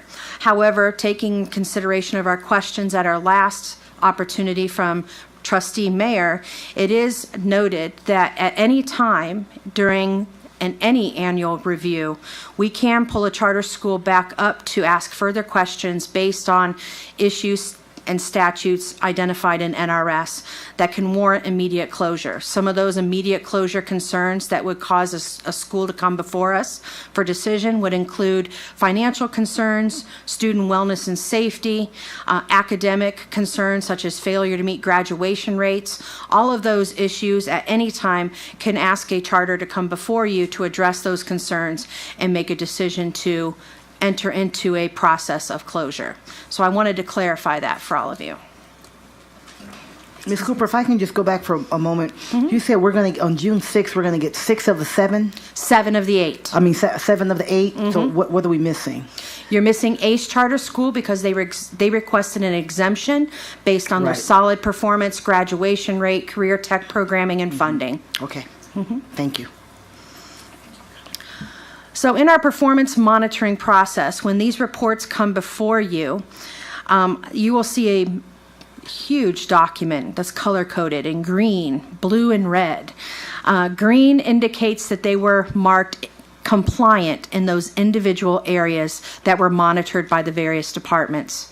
If they are indicated by blue, those are areas of compliance. However, we are making recommendations for them to keep a close watch or to look closer in further programs as they look to the following year. If you see any areas indicated in red, those specific areas are indicated as non-compliant, and we make specific recommendations for corrective action. Our charter schools are then expected to submit a corrective action plan on exactly how they intend to rectify those problems in the coming year. On your board staff report, you'll receive a general overview of that big document and our recommendation to you based on an overall composite of that report. Our composite basically stipulates that if a school is all green, everything is A-OK, no problems or issues, they are considered substantially compliant by our performance framework. If they have maybe one area with a suggested edit or attention for this coming year, they are considered compliant. If they are actually indicating one or maybe two areas of non-compliance in independent areas within that robust document, they could be considered marginally compliant. And then ultimately, if they have two or more areas of non-compliance throughout the large document, they can be considered non-compliant overall. We have never had in our history of sponsorship any of our charter schools in the non-compliant category, but we have had in the past a few schools that have been marginally compliant, where we have offered robust assistance programs and supports and quarterly monitoring. So on June 6th, you will see our reports come before you. I encourage you to study them and become well-oriented. I will be available on June 6th at that board meeting to answer any questions regarding the board staff report, as well as our charter compliance monitoring. Do you have any questions? For the most part, as Ms. Cooper stated, this was really to make sure and just kind of bring the newer members of the board up to speed a little bit on charters and our role with them, because we're going to have reports from them coming on our June 6th meeting, our next meeting. No other comments or questions? Well, I will just say this. We are, every time you come and present to us, it's always a pleasure. I mean, you are knowledgeable, very knowledgeable. It is no question in my mind that you're able to provide a high level of support and assistance to those charters. And so, Frank, to you and your team, Stacy, just great job, and thank you for helping. It gives people a different opportunity to go to school and get an education. It's our version of, one of our versions of school choice. And for them to have some support, that kind of support from someone as knowledgeable as you, I think is outstanding. So thank you. And our charter schools always welcome your participation in any of their events. Thank you, Ms. Cooper. Nothing else? Okay, we're going to move on then to agenda item 6.02. We have the same suspects in front of us. 6.02, this is preliminary approval.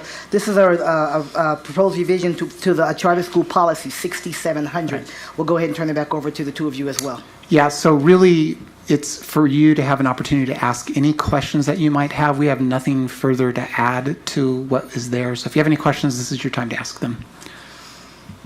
And it's also to make note, just to repeat from our prior discussion of the charter policy, we had much discussion about the NRS stipulation for mandatory 6-year term for charter renewals. And I want to clarify yet again that there is specific NRS in NRS 388 under charter schools that allows us to bring a charter school back before you at any time we suspect any malpractice in financial management oversight, child welfare, or overall academic performance. And so that we have not lost at any point in this renewal or year-to-year operation the opportunity to pull a school forward and consider closure if necessary. Madam Vice President? Thank you, Madam President. If you could just give us the short version of why these policy changes are being made at this time, just a highlight reel, that would be great. Well, and that would be helpful. She wasn't at the policy meeting. Oh, right.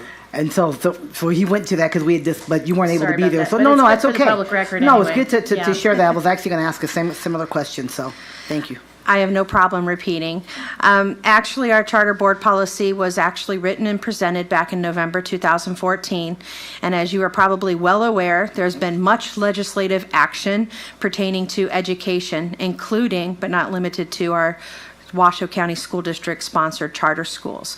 So this revision is simply to update our charter policy to reflect the current NRS practices, which includes key language involving charter agreements. We have a charter agreement that attaches to every charter's business connection with us that details what our expectations are, our financial obligations, their obligations of performance, and at what time we can revoke their charter based on the language in those charter agreements. Thank you, Stacey. Yes, Trustee Mayor? Just turn that mic on, sir, if you would. Oh, Thank boy, you. it's automatic when my focus comes on. I wanted to ask about that 1.5%. And you said ACE doesn't get it. And then you went on to say there's 3 charter schools that participate in our grant programs. Now, do they get a 1.5 fee for being part of that, or do you just take out the 1.5% of the total amount at the beginning? To answer your questions, that's a two-tiered question. For ACE, ACE is 1% because they do have a strong community sponsor. They are also a very strong and competitive career tech school, and they met the initial NRS language to apply for exemption for consideration of any raise on sponsorship fees. They are the only charter school of our 8 that honored that language and requested, and based on their presentation, we did acknowledge and grant them that exemption. Now, to address the 1.5%, the 1.5% is current and consistent statewide. Clark County School District also has a 1.5% sponsorship fee, as well as our university-sponsored charter schools, which includes Davidson Academy. So we all consistently have a 1.5% sponsorship fee that we collect from our charters. Okay, but on the grants, you said some of them participate in our grant program. Do you take out the 1.5% out of the, say it's 10 million? Do you take the 1.5 out of that, or do each school have so much and then they take it out of that? The 1.5% sponsorship fee must come out of the per pupil funding. The grant monies are specific in their language on what they are to utilize that money for. So Victory grant, Zoom funding grant have specific delineated obligations. So they are just like all of our other schools here in Washoe County School District on how they utilize, as well as what supports and guidance we offer. But to clarify, Trustee Mayor, just real quickly, the 1.5% really pays for the work that Stacy has to do and the other expenses related to support the charters. Those schools, because they are public schools, can apply, just like any of our schools can apply for these grants. Okay. Yeah. And what was the other one? I forgot what it was. It's important too. That's because you were around when there were only 2 high schools in this community. They were great. Other questions or comments? Why don't we go ahead and go into the policy? Is there anything more on the policy? Basically, just as you said, it's to bring us in line with NRS. And That those is changes that have correct. occurred But I over the did last want couple of to years. address Mr. Mayor's concerns that he had brought forth at the last session. Mm-hmm. And so I wanted to make sure that everyone was well educated that there is NRS language that supports you as trustee members to call the charter school back in to speak with you and work with you if you have any concerns regarding their performance. Mm-hmm. I Thank you, Ms. appreciate Cooper. that too, and I remember my other one. Trustee Mayor, hurry up before you forget. Does the state take care of all the things like teacher certification check to make sure all the teachers are certified? That's not you guys. The They state are does they that, are a right? public school, so they are held to the same accountability on teacher certification as our public schools. And they do the same evaluation form that the state has, and they do everything the same as our elementary schools do. Oh boy, that's a big question, Mr. Mayor. I know. Our charter schools have unique qualities that are unique to them, that allow them to not follow all the things we do here in Washoe County School District. The teacher evaluation process is one of them. Most of them do follow the state model of evaluation, and they are expected to hand those over to the state each year, but they aren't expected to do everything we do here in Washoe County School District. For example, discipline. They have to have a discipline policy, but it doesn't have to be a progressive discipline plan like we honor here in Washoe County. Okay, so they have a lot of leeway, but it's still monitored. They have a lot of leeway. They are considered an autonomous school. They utilize us for support, guidance, professional development, opportunities for their teachers to expand their learning, because most of their schools are very small in size, and these teachers need to have the opportunity to collaborate with other teachers around the district. So they get the same thing that we even get, a handbook of all the in-services, and they can choose from those that at their leisure can take as many as they want or whatever, just like a regular teacher. Yes, they actually have, and they utilize our Infinite Campus. They also have access to all of the programs that are offered in the big information warehouse. They also have the opportunity to utilize our NovaLogic to sign up for and register for professional development. That has been some new things that have come to the threshold that I've worked to advocate at the district for our charter schools to allow them to have that access. So those are some of the new things. So they could pick and choose, though. They don't have Absolutely. to do all of them. Okay, thank you. And just real quick, Trustee Mayor, the one thing to add is they are accountable academically. So their academic outcomes, can go in the same process as us. I love the professional development piece for them. Any other questions on the policy? Should we approve it, this will go out, this will open it up and send it out for the 15-day public review period. Okay, seeing no further discussion, if it is the pleasure of the board, I will entertain a motion for the approval of Board Policy 6700. Move for approval, Madam Chair. It's been moved and seconded. Further discussion? All those in favor, please indicate so by saying aye. Aye. Opposition? Okay, the motion carries, and let the record show that it is unanimous. Once again, Mr. Washoe and Ms. Cooper, thank you so much for your work. We appreciate it. We'll see you in a couple weeks. Okay, on to agenda item 6.03. This is discussion and preliminary approval for the proposed revision of Board Policy 7546. This is on nutrition services, which is the language around meals and alternative meals. Should we approve it today, this will initiate the 15-day public review period. Just for the board, as you will recall, we made some changes to this on at our last meeting a couple of weeks ago, and so what these revisions and this policies, what these revisions have done is to actually write into policy that which those changes we decided we wanted at the last meeting. So with that being said, then I'll turn it over to Mr. Etchart. I think Pete Etchart, Chief Operating Officer, I think that was my presentation. So basically, all righty. On page 3, item 2.2, so based on your direction, removed all the language for the alternative meal. And then on number 4, basically says that the reimbursement shall be by to Nutrition Services Fund, by the district's general fund, or by other non-federal sources. So those were the changes that you requested, and they're now on the policy for your review. We'd be glad to answer any questions you may have. Trustee Mayor? I appreciate all the changes that you made. It makes it far more palatable. But I'm getting a lot of questions from the public in my area that want to know how this foundation that's being set up with donations from the public, how it's going to be handled. Is it going to be run through our business department? Is it going to be on their own, or is it accountable for use in that? Could you tell us some of that? Again, Pete Etchart, Chief Operating Officer. I may turn this over to Tom Szynski, but a fund has been set up through the Business and Finance Office to actually take all donations. As of yesterday, the donations received was $8,059.94. So those are private donations, and that's actually checks in hand that the business office has actually received, and those go into a fund that goes against that general fund revenue reimbursement. Anything else you want to add, Tom? And I'm looking to legal counsel to make sure we aren't getting too far outside the scope of the agenda item. Short. Keep it short. Yeah, I would just concur with, for the record, Tom Szynski, Chief Financial Officer. So yeah, a gift account has been set up, and we deposit those funds into the gift account and offset it against the need.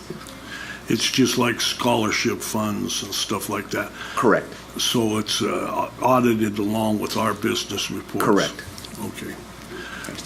Because I know this community's going to give tons of money, because I get tons of call. If they were paying $1 a call, we'd have money for a lot of kids. Then we can invoice Trustee Mayor. Yeah. Thank you for that. Vice President Holland, I think you wanted to, you leaned in first, and then Trustee Frankel. Well, I'll look to legal counsel if my question is not appropriate, but I was reading in one of the many newspaper articles about this issue that the Clark County School District has only $30,000 or so of unpaid balances, and I just wondered if there's anything that they're doing differently that we can incorporate in our policy, or any thoughts on that? Pete Etchart again, Chief Operating Officer. Yeah, a couple of thoughts on that. One is I've had some discussions with the Nutrition Services Director in Clark County, and they are doing some things we found rather fascinating, and we're going to research a little bit more on what they're doing. One, though, as far as why they're balanced, I kind of wondered that myself, is why is there so much lower? Now, they're a different organization. Obviously, they have a lot more community eligibility, Provision 2 schools where they feed all students for free. So, they're different. But at the same time, they also have what they call their cheese sandwich option, which they provide to their students as an alternative meal, and they charge 25 cents for that meal. So we've been giving the full price meal, which is right now $2.60. So if you think about 25 cents compared to $2.60, you're really, a factor of over 10. So that's probably one of the reasons why their balance is so low, is because of the price they're charging. Now, I'm not quite sure if we can do that, because we've been told that we actually have to have enough of a reimbursement that pays for the meal. Otherwise, we're subsidizing it with, again, non-general fund sources, and I'm not sure if we can allow to do that. So, but every school district's doing something a little bit different, and that's why this is such a tough issue, is that everybody's kind of looking for answers of what's the best thing to do for their community. But I had basically a radio interview with the Clark County School District Nutrition Services Director, and afterwards we talked, and I found some interesting things that we're going to kind of look at.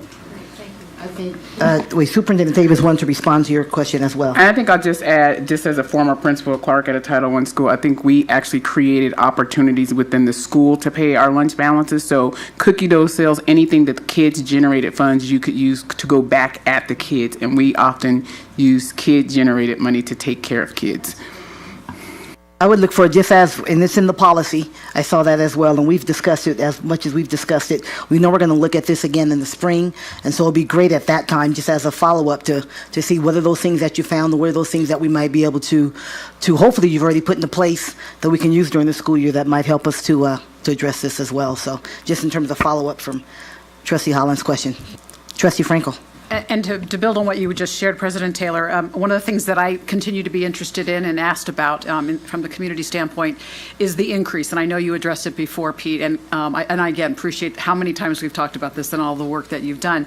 And I'd like to be able to find different ways to evaluate the increase between last year and this year, and then to be able to continue to track it going forward. Not so much just the amount. Of course, the amount is important, but what is it about? And is it certain schools? Again, to try to evaluate what was behind the increase, so that as we move forward and evaluate this policy and consider other policy options in the future potentially, we can identify where the issues might be. So that's something I think that would be helpful to have more information about going forward as we revisit this in the future, kind of a better understanding of what do we attribute the increase, and what can we do as an organization to address some of those, be it policy or otherwise. Well, in that regard, I will make a statement, because we have had a lot of questions on why we've had this increase. So let me just kind of read you the response that I've been giving to this question, and it's this: the district wants staff to be professional in their communications with parents, and does not believe it is in the best interest of the district or the students we serve to be adversarial with parents. We continually provide information to parents on their students' low or negative meal charge balances, and even work with parents to set up payment plans for negative cash balances. However, we do not invade their privacy or badger them in regards to providing reasons for having negative charge balances. We strongly feel with our staff as they're making calls to the public that we want to give them every opportunity. If they can qualify for free ones, we want to get them those applications. If they're having struggles, we want to work with them. We want to make sure we're professional, but we do not want to dive into their personal situations. We don't feel it's appropriate for us to be asking those questions, and so we have restricted our conversations in that regard. Trustee Franco, And I see just you. want to elaborate that I certainly wasn't I wasn't focusing on finding more information out from the families per se, as much as I was interested in looking at organizationally in terms of practices. Was there anything that changed in terms of implementation, the way that messages went out? Did it change? Did we see those efforts to reach out to families, to communicate with them? Did we see that change in any of the schools? Again, I'm focusing more on our organizational efforts and not necessarily on invading the lives of the families when I ask this question. So thank you for clarifying that, because I agree and share that philosophy. I'm actually looking at it more from our side of it. Is there anything that we did differently between last year and this year that might have led to this? Because it is a significant increase. And so I think that for me, I'd like to look into that a little bit further from an organizational standpoint. I think that's certainly a question that we can ask now, because we have Tracy and Mike right here. And are there things that we've done differently between last year and this year that could speak perhaps to the increase? Actually, there isn't. The practice has been exactly the same. Everything has gone out the same. I can't think of anything that we did different. We do let some students on drop day, we call, whenever their application is no longer good, we allow them to charge, but I think we've been doing that as well. If you would, Mike, turn your... Please. And please identify yourself for the record, please. Mike Supple for the record. Sorry, I was thought processing there. I'd say the one thing we've done differently this year compared to last year is we actually worked with communications and amongst each other, developing a script to allow whether staff office at the school site or our cafeteria manager to make phone calls home. So we've even been a little bit more diligent this year trying to pursue those payments, and that's about the only difference I can think of. So in terms of our processes, nothing stands out in terms of what has been different. I think that's a good question, something we want to look at. The last thing I would just say on this is, as we look at this again next spring and get a chance to take advantage of perhaps of those things that you may have been able to identify, other best practices out there, is let's just do it a little bit earlier so we aren't so much up against when the leather has to drop. So that we do have opportunities for other kinds of brainstorming and those kinds of things. We have a little bit more of an opportunity for that before we have to notify parents. And I know this was just a change. It just happened, so we just had everyone all over the country. I mean, I've seen more national news stories on national cable news networks of all flavors on school lunch that over this past month. So we know it's something that everyone's dealing with right now because it just happened. So then hopefully we can look forward to addressing this a little bit better. But all of your work has been tremendous all the time. I know that many of you have spent answering questions and doing interviews and taking phone calls and people seeing you in the grocery store and probably at family barbecues and everything else that might be out there. Thank you for your work and doing the best thing you can for our students, because I know all around this table, we all want to make sure students get fed. We want to do the best work that we can for the kids. So. Superintendent Davis? Yes, and I just want to thank the team, and especially thank you, Pete. I know that it was a rough week and there were some hits that were not appropriate, because I know your heart and how you feel about kids and the hard work that we put into this. So just publicly to you, thank you, because we talked diligently about making sure all of our children had opportunity to eat, as it impacts how they learn. We don't want anybody sitting in a room with an empty belly, and sometimes that doesn't get out to the public. So thank you and your team for all your hard work. Thank you. Seeing no further discussion, I will entertain the motion at this time. Trustee Frankel? I move that the Board of Trustees provides preliminary approval to the revision of Board Policy 7546, School Nutrition Services, and initiates the 15-day public review period. Is there a second? Second. Been moved and seconded. Further discussion? All those in favor, please indicate so by saying aye. Aye. Opposition?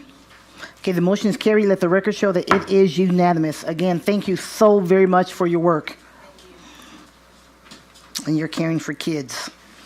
Okay, on to agenda item 6.04. This is discussion and possible action on the process and rubric to be used for the evaluation of the Washoe County School District Superintendent for the 2016-17 school year. This is the school year we're ending now, and possible action to provide direction on the selection process for a facilitator/consultant to conduct the evaluation pursuant to the employment agreement with Ms. Tracy Davis. This is for possible action, and before us is our Chief HR Officer, Don Huckabee. Good Welcome, afternoon, Don. President Taylor, Superintendent Davis, members of the board. I'm Don Huckabee, Chief Human Resources Officer. This is the board's item, and I just wanted to start off by giving you a little bit of background around the superintendent's evaluation. Per our superintendent's contract, Section 8, an evaluation of Superintendent Davis's performance shall be conducted on an annual basis by September 30th of each year. The rubric that we're utilizing was developed by Vanjie Russell, who is here in the audience, based on research, based on best practices, including National School Boards Association's information. The actual rubric was modified from the American Association of School Administrators Professional Standards for the Superintendency. Performance goals for Ms. Davis is outlined in her contract, Section 7B, and states that it's outlined in the board's strategic plan. And just a little bit about how we've conducted the superintendent's evaluation. We select a facilitator to help us with this.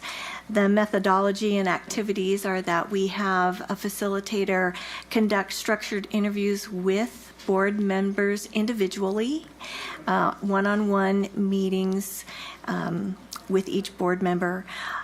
That facilitator then also helps board members complete individual evaluation forms on Superintendent Davis and helps compile those ratings and feedback. There is a structured interview of the superintendent and review of the superintendent's self-evaluation as well, conducted by the facilitator.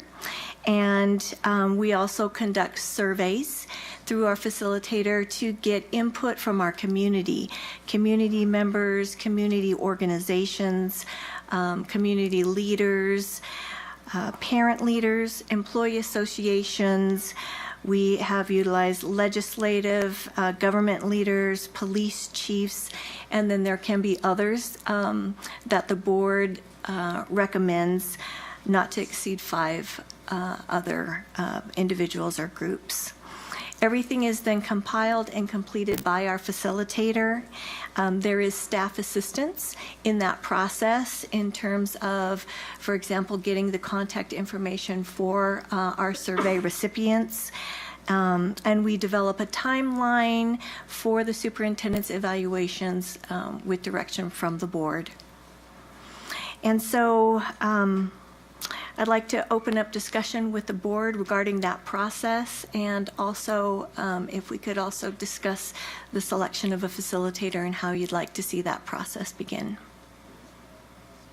Okay, and then just as a reminder for our colleagues, this is for the 16-17 school year, the school year that finishes here now, and then we'll have we have a future agenda item, not at this meeting, but when we'll begin to talk about I think it's at the next meeting, in fact.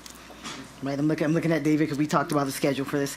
That will begin to lay in place the evaluation process for the 17-18 school year.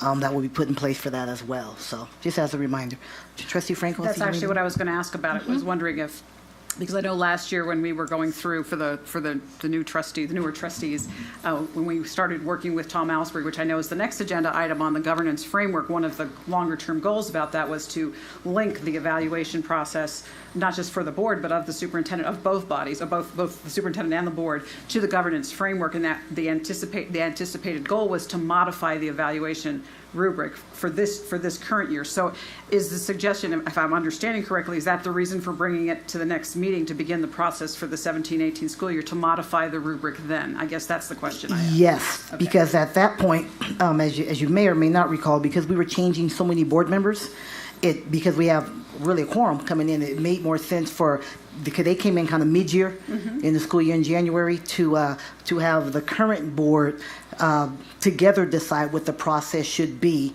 for the 17-18 school year instead of us deciding it for 17-18. So yes. Is that clear enough? Okay, see Trustee Mayor and then Vice President Holland. You know, we did a lot of work, Veronica, you and myself, on it, and I thought it went really well, and she's familiar with it. So to do it this year and then form a committee maybe to look at future years and look at doing something different, but I think time-wise, familiarity, and the work that we did, I thought it was well done and the results were great. Everybody was from A to Z on the evaluation, but you got a chance to speak your piece, and I thought it was really good. So I would recommend that we just do what we did last year. Thank you, Trustee Mayor. Vice President Holland? Thank you, Madam President. I had 3 thoughts of things that I hope will be considered. On page 1 of the rubric, under the strategic district leadership, and I did share this with the staff that I plan to mention these, and if there's a way we can incorporate them, great. I would suggest for the distinguished ranking under strategic district leadership that we include something to the effect that the vision and strategic plan are regularly reviewed and updated, and progress is reported at frequent, regular intervals. Again, I think that's a best practice, that the strategic plan is a living document, and that it for distinguished performance, we would have it be reviewed and that progress would be reported on it. And then second, as I've mentioned before, that budgeting and resource allocation are systematically tied to the vision and strategic plan, that those things are also part of what would be considered distinguished performance in strategic leadership. And then the second piece on 5B, let's see, board relations. Each for us so we can follow you. I'm looking for it here. Okay. Let's see. Of course, we can slide down and find it. Let's see, board relations. Is it dimension 5? Page 18. Is it dimension 5, you said? Veronica says it's page 18. Page 18? Okay, we'll go down there. My thing is loading slowly here. Okay. Let's see. Nope, it's not that one. Must be. Where's 5B? Oh, it's the next page, so page 21. Okay, 21. there it is. Yeah, page 21. On the distinguished piece, it says superintendent clearly communicates defined expectations which support and promote a professional working relationship and interaction with the Board of Trustees. And I felt that one of the goals of our balanced governance process is that balance, and that came across to me, and I know that's not the superintendent's practice or intention, that the superintendent is the one communicating defined expectations to board members. And from my perspective, I would hope we could have a reference to perhaps the superintendent actively engages each member of the board to promote positive professional working relationships based on mutual expectations, something like that, so that it's not just the superintendent communicates clearly defined expectations. That was my second one. And then, or my second group of thoughts. And then the third, listening to Chief Human Resources Officer Huckabee, that it's based on the goals in the strategic plan. Many of the goals in the strategic plan are multi-year goals, so I'm not clear how we calibrate what the target is that should be accomplished in this year. And maybe somebody can explain to me how we do that, because I know some of those goals are long-term, so I don't know how we measure progress on what was supposed to be accomplished this year. So maybe somebody could answer that one for me. Well, I understand what you're saying. Trustee Holland, I think each year, as we're looking at the strategic plan and we're looking at those goals, it's important that it's all evidence-based. So I would think that we'd be looking at the evidence that shows what we've accomplished in that year. Maybe it's not a goal attainment, because a lot of these are probably all, ongoing kind of goals. There might not always be an endpoint to it, but to me, it seems like there's got to be evidence to show what has been accomplished in the year towards that goal. And I absolutely agree with the evidence-based component of it.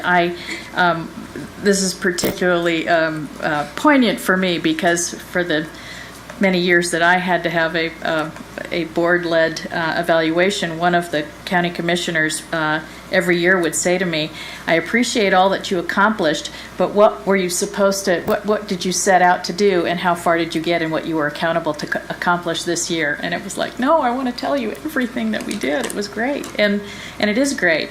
But I'm just not sure how to measure, what was supposed to be accomplished this year based on the goals and strategic plan. So I don't know where to go with that, but I wanted to raise it. Thank you, Trustee Holland. Trustee Franco? And I would echo that because, and I think that it is challenging because I do think, and it says under going back to page 1 again to the first dimension and under the evidence, there is one bullet that says building blocks of success with goals, objectives, and measurable outcomes. And I would imagine that that's for the year of the evaluation. So I think having a conversation that does take the strategic goals and makes it more of a, here's what is expected to be accomplished in this particular year.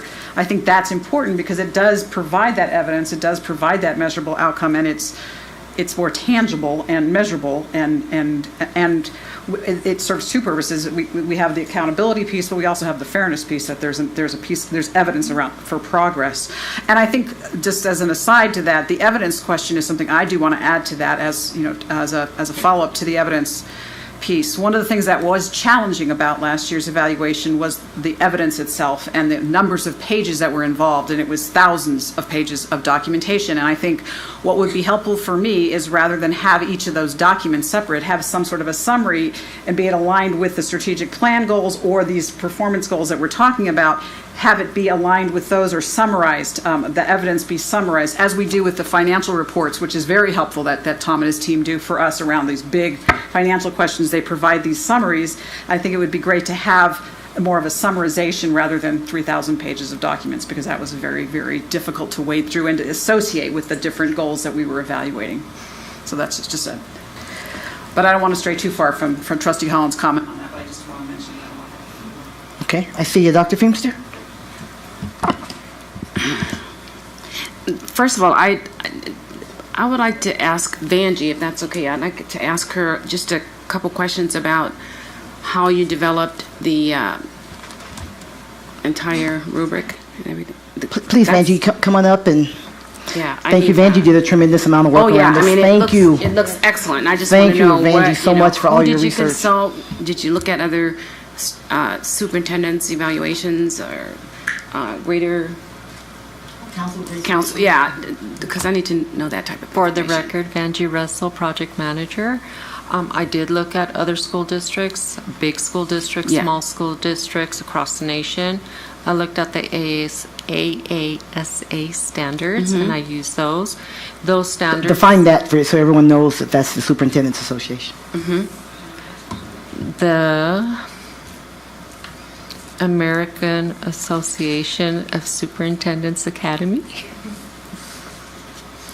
So these, the superintendent performance indicators are a national standard that are used in developing superintendent rubrics. So that is what I used as a baseline, in conjunction with Dr. Barbara McClurry, because this project goes back a number of years. And so there was a lot of research done even before I came in and started working on the project. Right. Okay, what I want to say is that I respect your work. I know everything you touch turns to gold. So I have the utmost respect for all the research that you did. I appreciate it. And it seemed like you consulted top organizations for superintendents, and I've known Dr. McClurry for too many years, and she is top-notch. She's top-notch. I don't know if you guys know her well, but we always work together with our schools. If I was at Trainer, she was at a feeder school. So we have a great working relationship. And she is all about kids. She knows the teaching learning process. She also knows everything around the teaching learning process. What I do have a question about is, or a comment about, is board relations. I feel that when I have a question, just like I wanted this answered about what did Vanjie use to devise this tool, I thought I'd call you up. I think it's important to, it wouldn't do well for me to sit here and try and figure out, well, who did you go to? Who did you call? How did you research this? Call you up, get it from you, because you're sitting right here. It saves time, and I appreciate what you have shared here today. But I do think on board relations, I think it's important. I know if I have a question, I am going to pick up the phone and I'm going to make a phone call to either Pete or to the superintendent, John Mayer, Angie. I'm going to call someone, and I think that's so important. It's relationships is a two-way street, and I think we all have to work on that. So, but I do feel that what Trustee Franco and probably Trustee Holland are both looking at, maybe some alignment with the strategic plan and the goals. I think that's something that we can do as a team. If not, we can at least put some teachers together. We can do that right here. We're the experts. I have a huge problem when we go out and get some so-called expert to tell us what we're doing right or wrong. We're the experts. We know ourselves better than anyone else. And to spend money on bringing in some expert from, I don't know, Kalamazoo, Michigan, they don't know Washoe County. We're even different from, as the presenters just before us mentioned, we're even different from not Carson, but Las Vegas. The way they're collecting the money. I would imagine the first thought that came to my mind is that they're a little bit tougher on kids. We're not, and I don't want us to be that way. And if that's the way they're getting their money back, that's fine. But if we try and do it here, I could tell you this is one board member who's going to say we are wrong. We're headed in the wrong direction. I think there are enough people out there who are trying to work with us, who are so passionate about trying to get that money back, that money for student lunches. I don't think we have to pounce on kids, because as was pointed out in the success story, every student has a journey. Well, families have a journey too, and we don't know that journey. And I'm not about to pry into the family's business about why aren't you paying this $13 or $14 or $15 that you owe us. So I think we can put this together right here, just get people involved, because people want to be involved. Sometimes you just have to go up politely and ask them. And I think if we haven't utilized that step, I think we're ignoring our best resource, the people who are right here. They're the ones who know the superintendent. And if not, she can go out and visit, which I don't know how she's going to fit it in her schedule, but what she's doing is the right thing to do. What we're doing as trustees is the right thing to do, because I know when people have a question, I will certainly respond. And I know Mr. Mayor is doing that when he's going to. I hope we're all doing that. But, and a lot of these questions are answered right here. I think what we have to do is just pull it together. So I don't think anything is missing. I think just the alignment is what Trustee Franco mentioned with the strategic plan and the goals. Just taking time to put it together. And I think we can do that. I consider myself a semi-expert, and I believe that we all ran because we have some expertise. Let's put that expertise together and get this done ourselves. I don't want to spend money on this. It would be a travesty. Thank you, Dr. Finch. I'm going to comment first and then go to Trustee Mayer.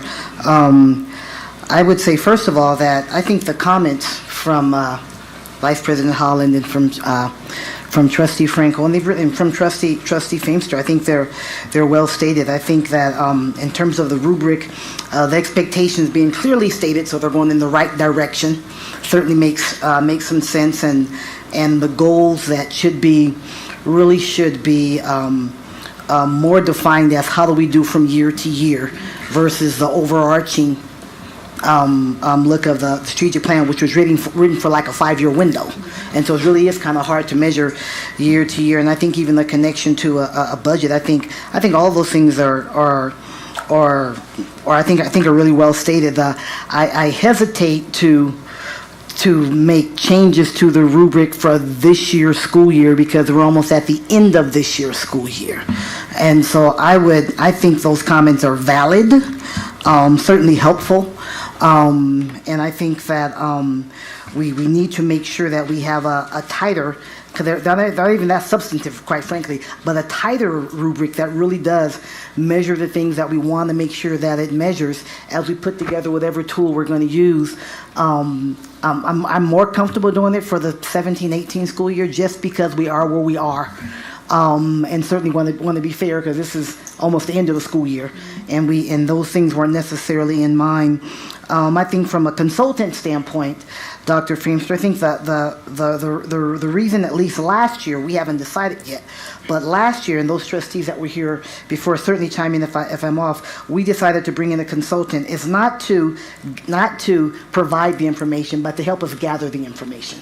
No, so that is done. No, you know, I thought we were looking at a consultant for devising a new tool. Yeah, no, not yet. Now for next year, that's wide open. We can decide on the next meeting. We'll talk about what we want to do for the 17-18 school year, and that might be anything. That might be a consultant. That could be a new rubric. That can be some suggestions from Dr. Alsbury's. There can be any of that stuff at that point. But really, it's just to keep it external and not internal, so the fidelity of the process is maintained, and people internally aren't gathering data, and then there is no question mark at all as to who put the data together, and she's their boss, and so therefore anybody. You really want it to just be clean. Sure. You know what I mean, from that. But when we talk about next year's, we can have that whole conversation in terms of the rubric and any of those kinds of things when we talk about the 17-18 agenda. So those are my comments. Trustee Mayor? I think that these are all valid points, and I think we should maintain what we're doing for this year in fairness. But also in fairness, I think we really should look at evaluating the organization. Not only the superintendent, but the board of trustees, because and set up goals as to organizational goals that we work together to accomplish. And so maybe a self-evaluation of the board and a self-evaluation of the superintendent, and then an evaluation of the whole organization as a whole, because it's the organization and not just her. Because sometimes her and I disagree on a lot of stuff, well, more than we should, but anyway, we meet together. But if she can't help the way I act or the way that I do it. And I think that we have, for next year, that we start immediately with a 2-prong, maybe even a 3-prong in the whole organization, and goal setting and everything, and whose goals are they. That's my opinion. Because it's too late now for her to, by September 30th, that's just, she comes, graduation ends at the 26th of June, and you say, here it comes, she's got a plan to open schools October 1st, and we give her all this new stuff. I don't think that's really fair. So I think we should really look at reworking the goals and how we're going to evaluate and how we're going to evaluate us and her. I really think that's the way to go, but I don't. Well, thank you, Trustee Mayor. A board self-evaluation is actually the next agenda item. So that's probably why that was in your head somewhere. So we will be talking about that in the whole anticipation as we were looking at a schedule and going forward is how do we get these things in place on the front end so we can be in the best position we can to go into the 17-18 school year in the right way. So your thinking is in line with the agenda. So there you have it. Clerk Kelly. Couple questions about the this year's superintendent evaluation, maybe for Dawn. So on the rubric, each section has comments, and I was wondering, would those comments be public record? I know the consultant will compile everything, and grade it, produces grades, and that's public record. But will the individual comments be? And then the second question I have are the surveys that are done and conducted that we look at and use in our evaluations. Who in the district is surveyed?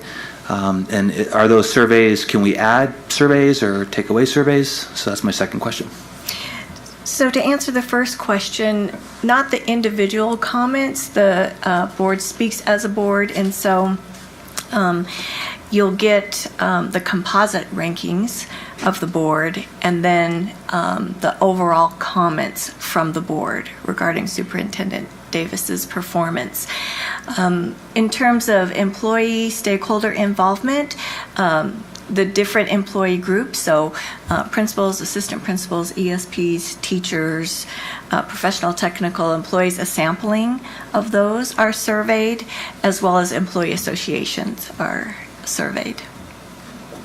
And do you know then, so if it's just the staff that we do the surveys, do other school districts survey parents or even survey students? We also survey parents, I'm sorry. So there's also parents and also community leaders and community groups. And then also we have done different groups such as legislators, we did police chiefs, so we've done other community groups as well.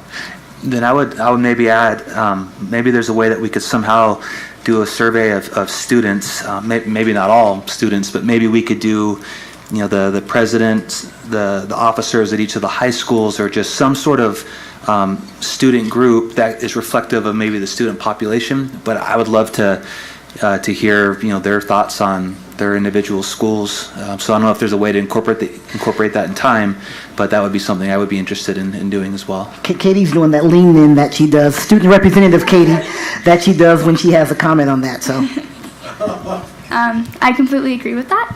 And what we could do is, I know that for the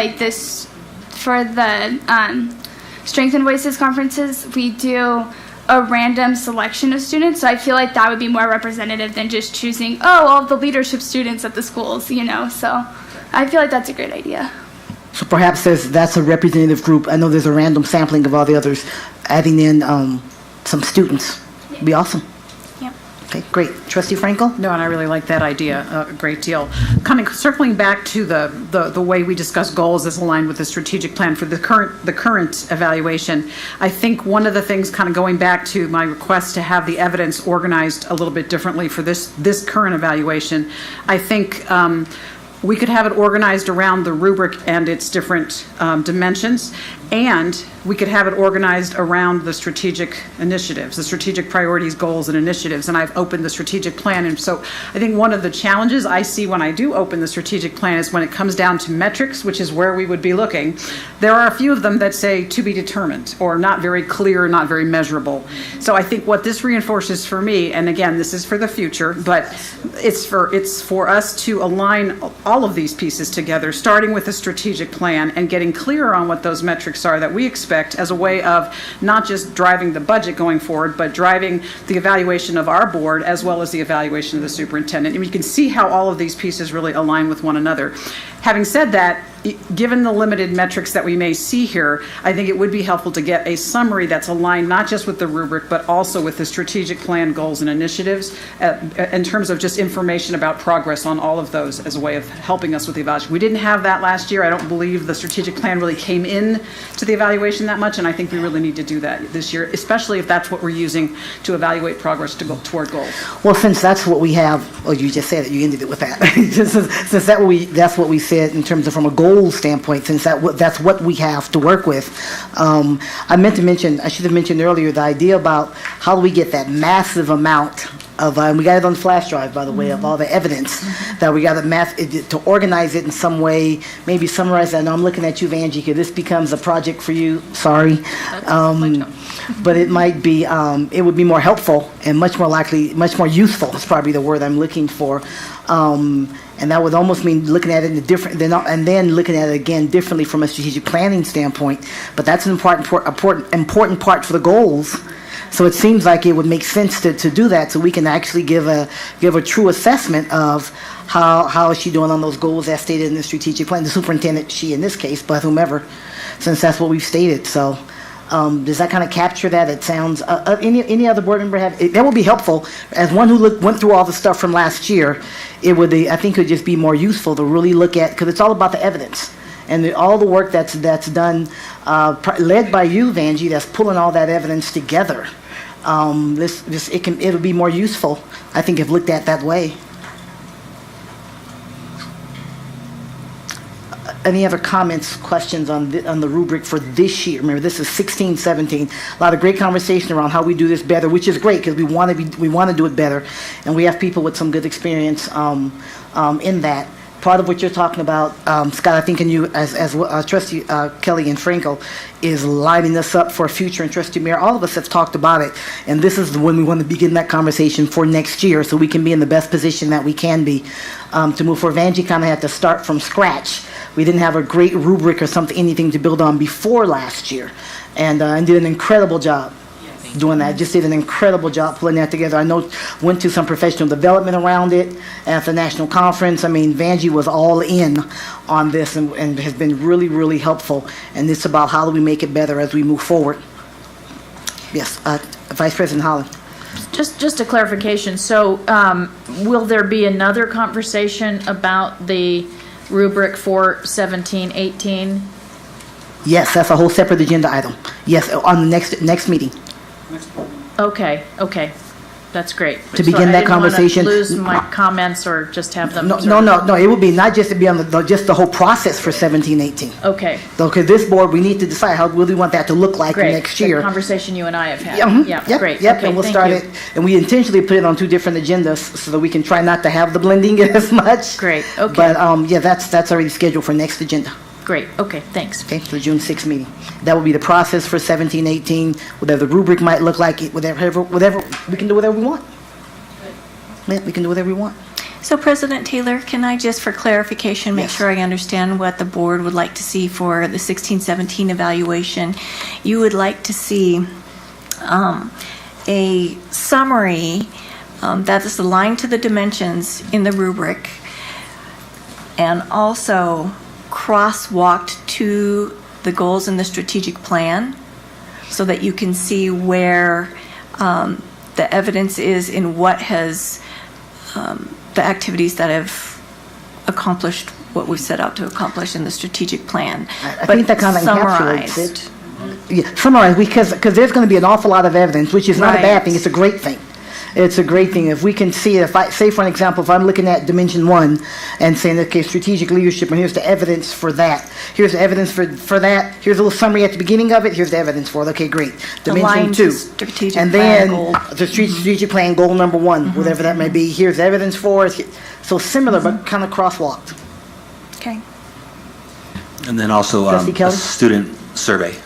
Right, correct. Yeah, again, let them be one of those groups that they're involved with. Yes. Absolutely. Other comments, questions? The other part of this is a conversation around hiring a consultant to help gather that, to facilitate those surveys, to pull that information. Again, I do think it's important to keep that external, just for the fidelity of it. And then Agreed. Dawn, I think your office led us in that and put out some requests and so on. Correct. Yes, Trustee Mayor? You're talking about for this year? Yes, sir. Well, didn't we already pay that, Dr. Ellsbury, whatever his name is, Well, to do this, to do Not- the evaluation? Not for this one. Not for this one. He's We're- done then. No, he's the next agenda item. He's the next agenda item. Because we haven't- I thought he got paid to do this evaluation for this year. He didn't? David Lasik, Chief of Staff for the record. So was contracted for services, and really we were going to talk about it in the next agenda item, as President Taylor said. He was contracted to do those services, however, those services were not performed. So of the $36,000 contract that was over a 2-year period, we expended $21,500, which left $14,500 not paid. So the next attachment has, for the board's evaluation, has those services incorporated into it for that amount of $14,500. So any work beyond the board's self-evaluation to facilitate a new evaluation would be above and beyond. So he changed the original scope of work to be this scope of work. So work for 17-18 that he would do for the evaluation would be above and beyond, if that answers the question. As you may recall, Trustee Mayor, is the work on, and it may have been Trustee Frankel that mentioned this earlier, the work on the evaluation, yes it was, on the evaluation exactly in line with balanced governance, which is what you're talking about. We decided, since we're having so many new board members, that those, and that we're in the middle of the school year in January, that it would be more prudent to stay the course.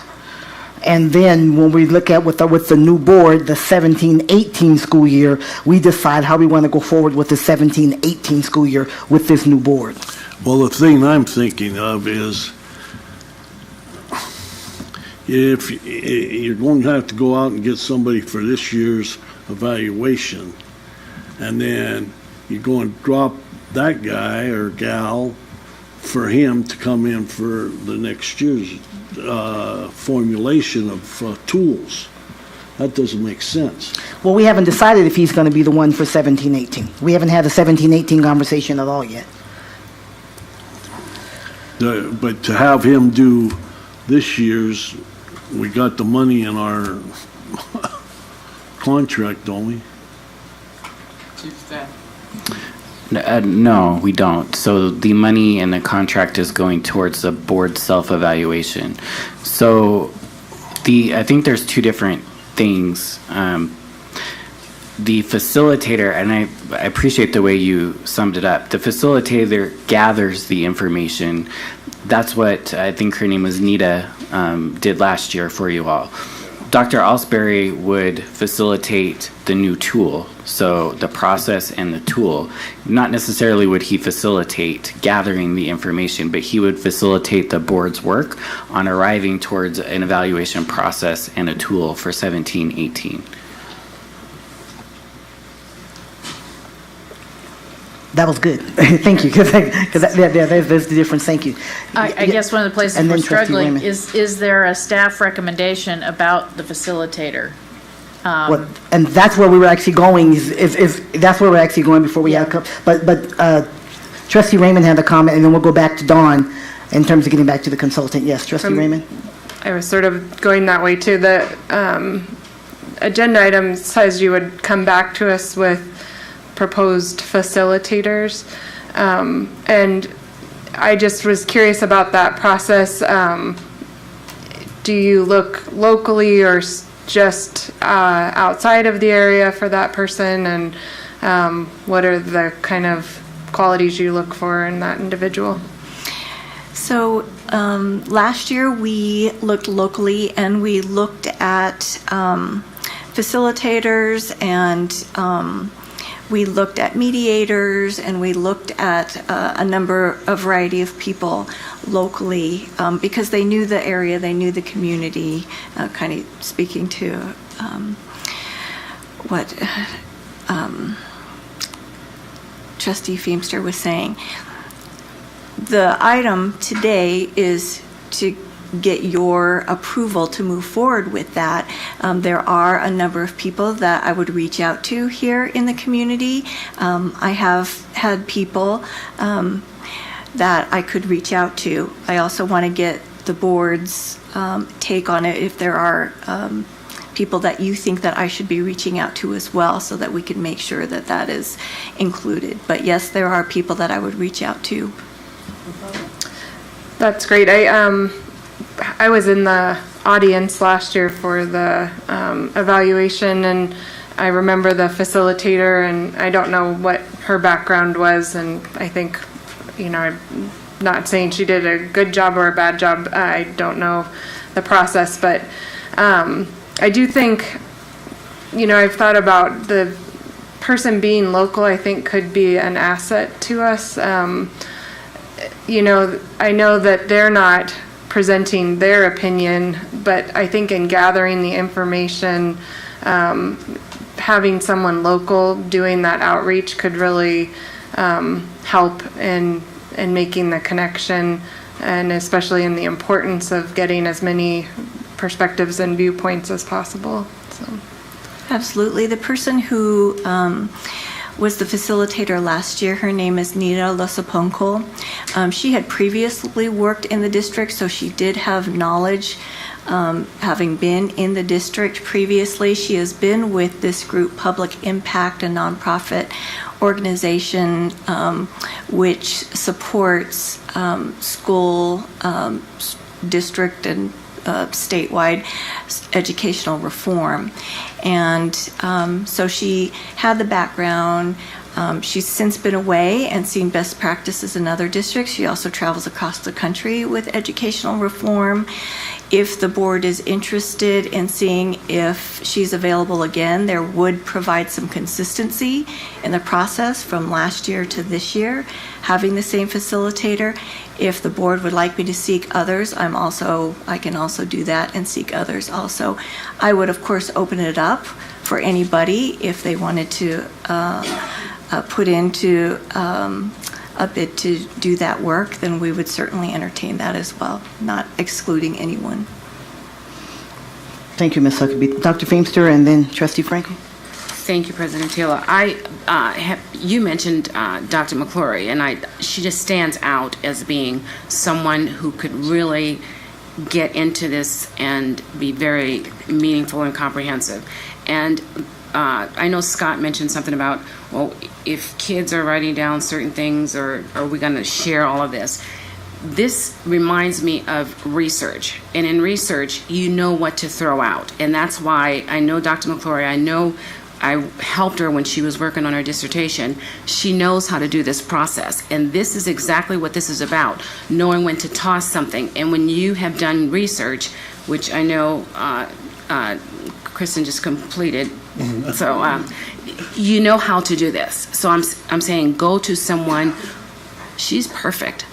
I don't know what her availability is, but I would definitely throw her name out since you guys mentioned her. And I know she is very fair and she knows how to do this stuff. So, and she has the background. So if anyone else has any names, I think it's a perfect time to throw it out. I just do not like to see money given out to someone to come in and tell us what's going on with us. Okay, because we can do it. You have university professors who are skilled in data and how to put it together and get it out there in a professional way, rather than saying, oh, someone said this person's just so dumb, all those stupid things. They do not belong in this process. We want an educational process. We want a professional process. And the way to do that is to go to the professionals. And I just think Dr. McClory is definitely one. Thank you, Dr. Feimster. Trustee Frankel? Yes, thank you, President Taylor. And I think that in looking back, having participated in just the last year's process, I think, and I'm not suggesting that we select her again. I think one of the strengths was her ability to compile information and summarize it, and I agree with Trustee Feimster that that's a very helpful skill set. I also think that something helpful in a skill set for this consultant, and we still haven't approved that yet, but going in that direction, would be to have someone who can provide some suggested structure for the actual dialogue during the meeting itself, just to facilitate an effective process.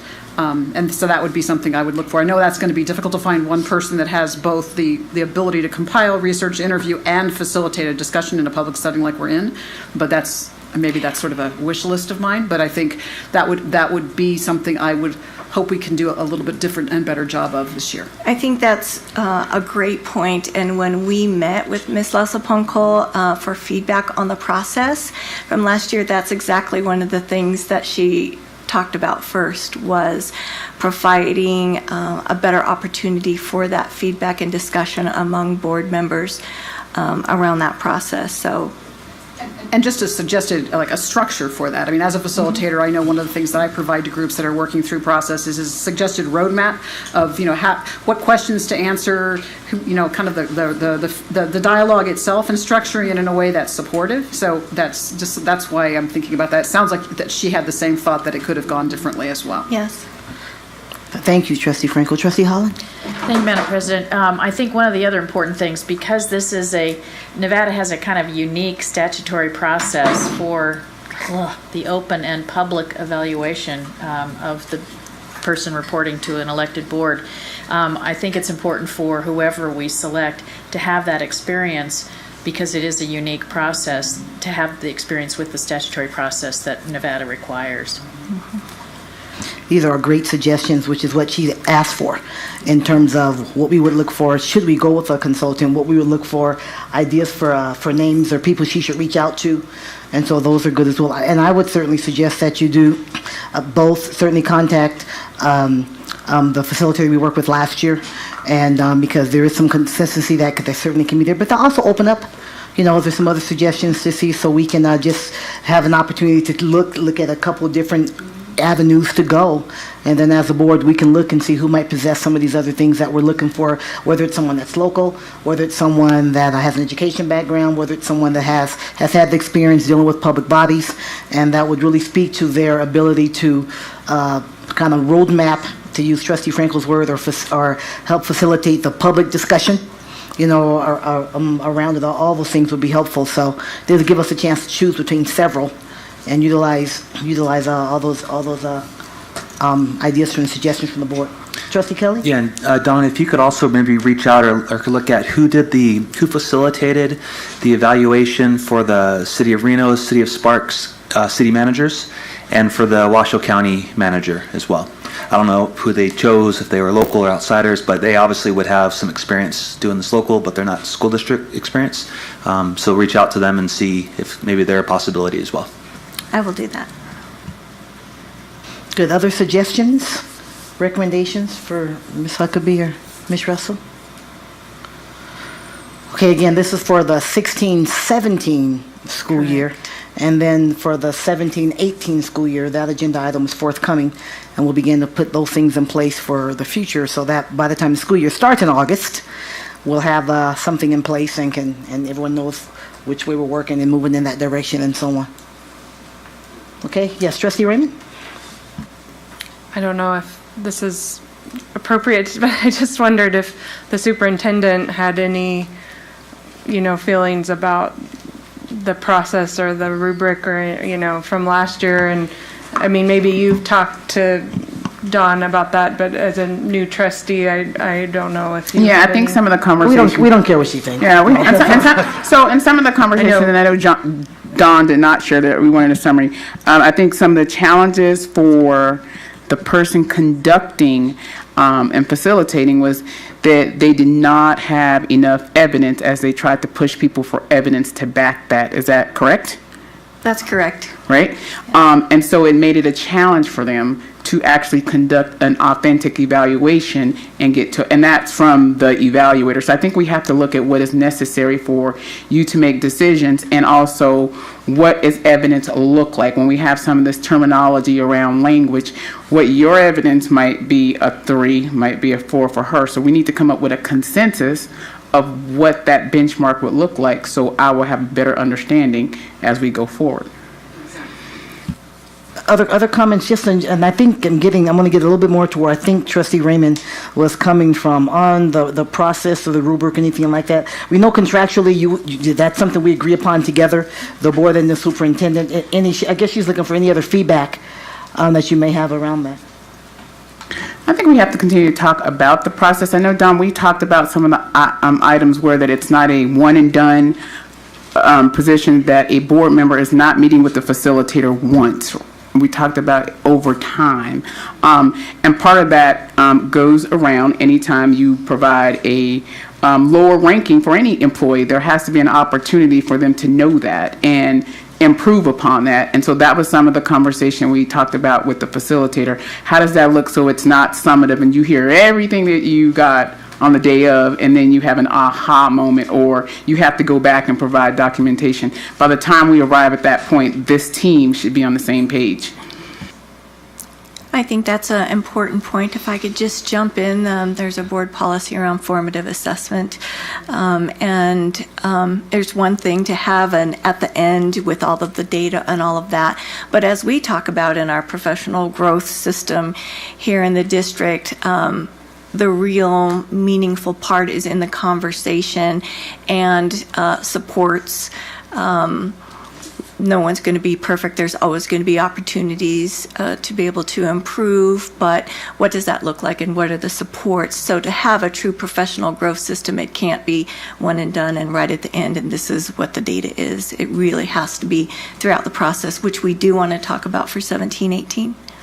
Yeah, and actually, sorry. Okay, What I was going to say is actually goes right back to what Trustee Holland was saying previously about the importance of having clear performance goals and expectations for a particular year, and that ongoing communication, either be a quarterly, to be able, so that it isn't, because I teach performance management, and it's absolutely true what the superintendent says, nothing should be a surprise when you get to the annual evaluation, but in this system, it's very difficult to have that kind of ongoing communication unless we set up a process where we have clearly defined performance expectations and goals, and those are reported to us on a regular basis, and we can have that dialogue. And we have some ideas to bring forward to you for the 17-18 based on the feedback that we received from Ms. Lasapunkel on the last one, so. Well, we certainly look forward to that conversation for the next school year, 17-18. So I will, if it is the pleasure of the board. Did you have something? Okay. So then I will, if it's the pleasure of the board, entertain a motion on the 16-17 school year, as well as direction to bring back a consultant that might help us with that process. I'm prepared to try a motion. Okay. I move that the Board of Trustees adopts the rubric and process as discussed and modified here today. And I'm not going to get into specifics, but I think they captured it based on the dialogue we just had. Used for the previous superintendent evaluation with the modifications as discussed, and ask staff to bring back possible candidates to hire a consultant to facilitate the evaluation process. Did that come out right? Before we have a second, we have some commentary. Go ahead, please. Could we add evaluation for the 16-17 year? Yes. I will say it again. I move that the Board of Trustees adopts the rubric used for the previous superintendent evaluation with the modifications as discussed for the 16-17 school year, and ask staff to bring back possible candidates to hire a consultant to facilitate the evaluation process for that year. The only thing I would say is when the first motion you said in process, because there were some process things that we discussed. Right. Including like adding students, and there were a couple things I thought we wanted to. Okay, yeah, and I dropped the word, you're right, a rubric and process. So third time's a charm. Okay. Third time's a charm. I move that the Board of Trustees adopts the rubric and process used per the previous superintendent evaluation with the modifications as discussed for the 16-17 school year, and ask staff to bring back possible candidates to hire a consultant to facilitate the evaluation process for that year. Yes. Right, we have a fantastic motion, third time's a charm. Is there a second? Second. It has been moved and seconded. Further discussion? All right, seeing none, all those in favor, please signify by saying aye. Aye. Opposition? Okay, the motion is carried, and there are 6 of us in the room, so let the record show a 6-0. It is unanimous. Thank you very much. Ladies, thank you so much for your work and for your input, and I know there's more to come. We really appreciate it.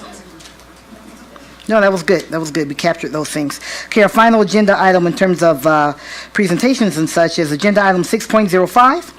This is discussion and possible action to approve the proposed scope of work submitted by Dr. Tom Alsbury related to training. We've already been alluding to this. Professional development on a balanced governance model previously adopted by the Board of Trustees to include a self-evaluation process at a cost not to exceed $15,000. This is our presenters. Vice President Holland and myself have been talking about, but I'm going to ask the Chief of Staff if he would help us. We all have the proposal submitted by Dr. Owlsbury, and you already alluded to kind of what that looks like. So if you just kind of wouldn't mind just taking us through that a little bit, David. Sure. David Lasik, Chief of Staff for the record. So at the request of the board, we reached out to Dr. Owlsbury to put together a proposal for board self-evaluation and self-governance process. So the prior contract, as I mentioned before, was a 2-year contract for $36,000. We expended $21,500, leaving a balance of $14,500 of services that we still had to do.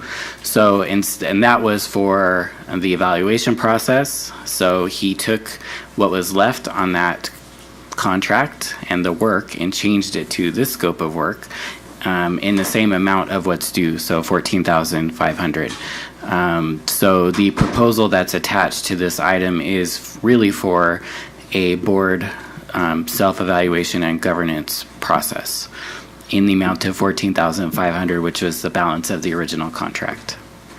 So thank you, Chief of Staff Lasik. It's important to know a couple of things. One is, one of the things the board decided we wanted to do was a self-evaluation. And so this brings that to fruition. The other part is that it really allows him to do formative assessments at how we work and put those governance, shared governance practices and policies into action. And then it's important to know this is money we've already allocated. And that already accounted for budgetarily, and this is in our continuing efforts as a board to continually have our own professional development, so we can be the best board that we can be. So hopefully you've had an opportunity to review the information that he submitted. Is there anything you want to add, Vice President Holland? Thank you, Madam President.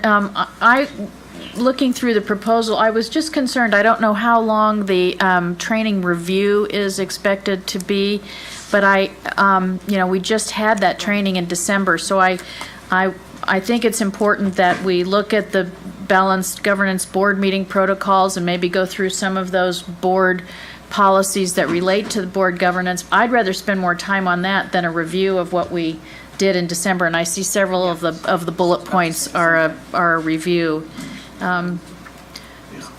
You're there for all of us, Trustee Mayor. Go Colts. Yep, go Colts. I don't have that many Colts.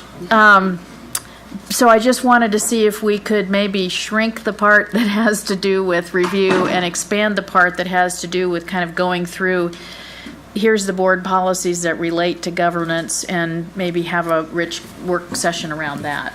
Just a thought. Yeah, David Lasik, Chief of Staff for the record. Absolutely. Sure, training, so we could do that for you. Typically what we do is based on approval of this, then we reach back out to him and put together a proposed schedule of the training that comes back to you to look at. So we can definitely take that feedback now and incorporate that into what the schedule looks like. And how long of a training session is contemplated for the $2,500? I think it's 3 days being proposed, not all at once. So not for 20. It's not 3 days for $2,500. No. Oh, I see. It's 4 to 6 hours. Yes, right. I was going to say that part's 4 to 6 hours. That. Yeah, that part's easy. Yeah. that part is 4 to 6 hours. The entire process is 3 days. That part is 4 to 6 hours, so certainly I think there's some time in there that's basically a one-dayer. He comes in that morning and we spend that 4 to 6 hours with him, and he flies out that evening. Yes, Trustee Frankel? I was actually going to say pretty much the same thing that Trustee Holland said. And looking at the bullet points for that training, I think it's starting at bullet point number 5 is where we really need to start, because the first 4, I think I've heard now at least 3 times, because that is kind of the introduction that we have had at each of the balanced governance sessions. So I think if we can, looking at that list, it has I think the 4th bullet is a comparison of balanced governance to other models. I think we've all understood that model in relation to other models and why it's important. So if we could start with bullet point 5 and really have him focus in on those 3 bullets, and maybe even amplify them to knowing what he knows about us. I think that's really, though, I think those thoughts are really, really well stated. And when you go back to the orientation that each of the new board members sat through, he covered a lot of those first 4 bullet points. And because we were there, and I was at the entire orientation, you were there for some of it, as was Trustee Mayer. And then if anyone attended any session related to governance in Denver, then there's some review that's included there. So if you wouldn't mind sharing that with Dr. Alsbury, and then we can jump right into the meat of this and spend that 4 or 6 hours laying our foundation for moving forward. Other comments, questions on this? Okay, yes, Trustee Kelly? I'd be willing to make a motion. Please. I move that the Board of Trustees approves the scope of work submitted by Dr. Thomas Alsbury related to training and professional development of the balanced governance model to include a self-evaluation process at a cost not to exceed $15,000.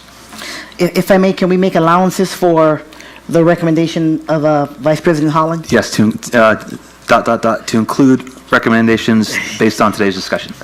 Okay, thank you very much. Is there a second? Second. It's been moved and seconded. Any further discussion? Okay, seeing none. All those in favor, please signify by saying aye.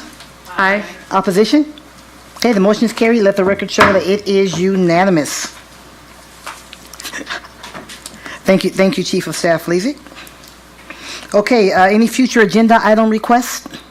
There's not, no, yes, Trustee Holland?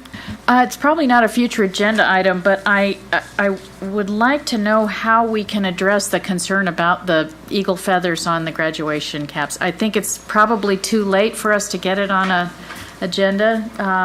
Maybe next I think that's in the future. I was going to bring it. I think that's a future agenda item. Could it be? Do we have time for one? Yeah.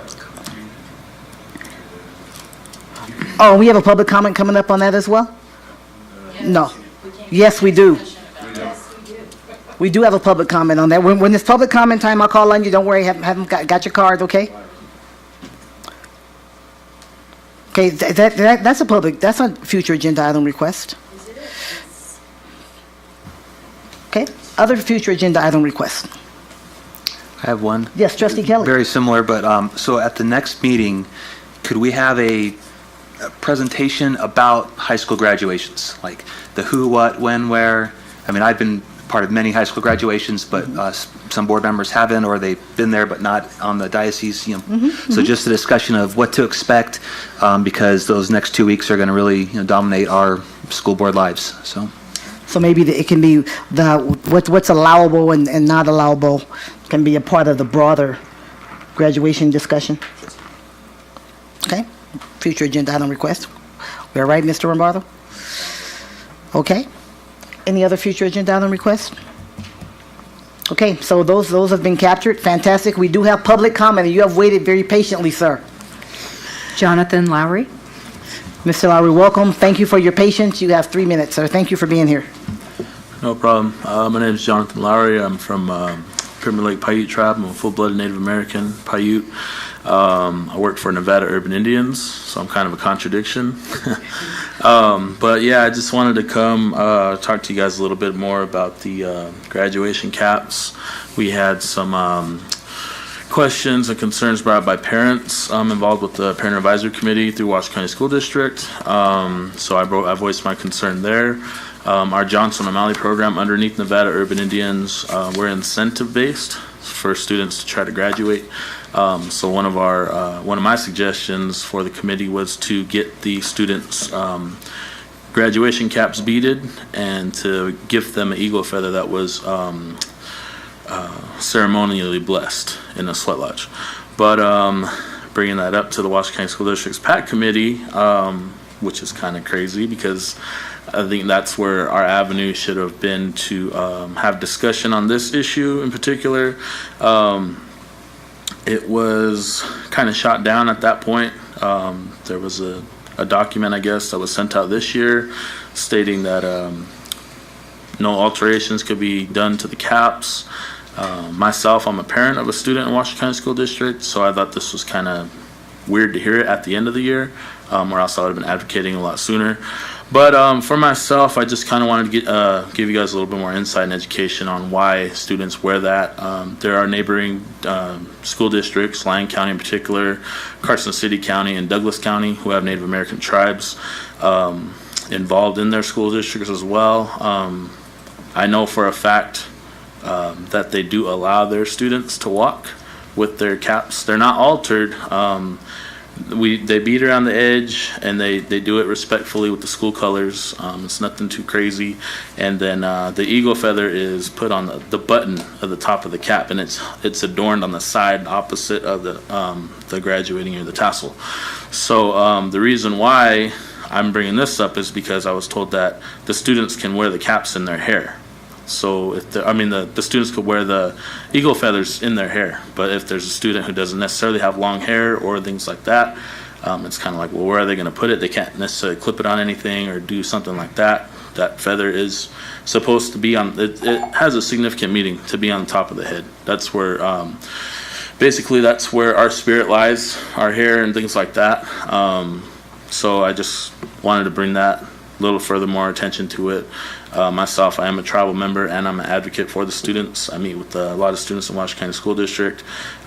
So we're just trying to, bring that attention forward. If we can't do it this year, I think next year we can try to get something going for it. So thank you for your time. Mr. Lowry, again, thank you for being here, and thank you for your patience. Thank you for your patience. I saw when you got here, and we had just finished that agenda item. Okay. Yes, Trustee Holland? I'm not sure, maybe I can make this as a public comment, but I recall that there is some concern about the lead time that people need to be able to do the beading, and I don't know if having our discussion on June 6th will be timely enough. I don't know how to deal with it otherwise, but I don't think that will give them enough time to be able to complete the beading if they are given the opportunity to do so. I don't know how to solve that. Well, I don't think we can discuss it at this meeting. I'm getting that nod from Neil, so it's yeah. So yeah. Thank you for that comment. Anything else? We just went to public comment. So that being this, our meeting is adjourned. Our next meeting is on Tuesday, June 6th, right here, 2 p.m. Thank you, everybody.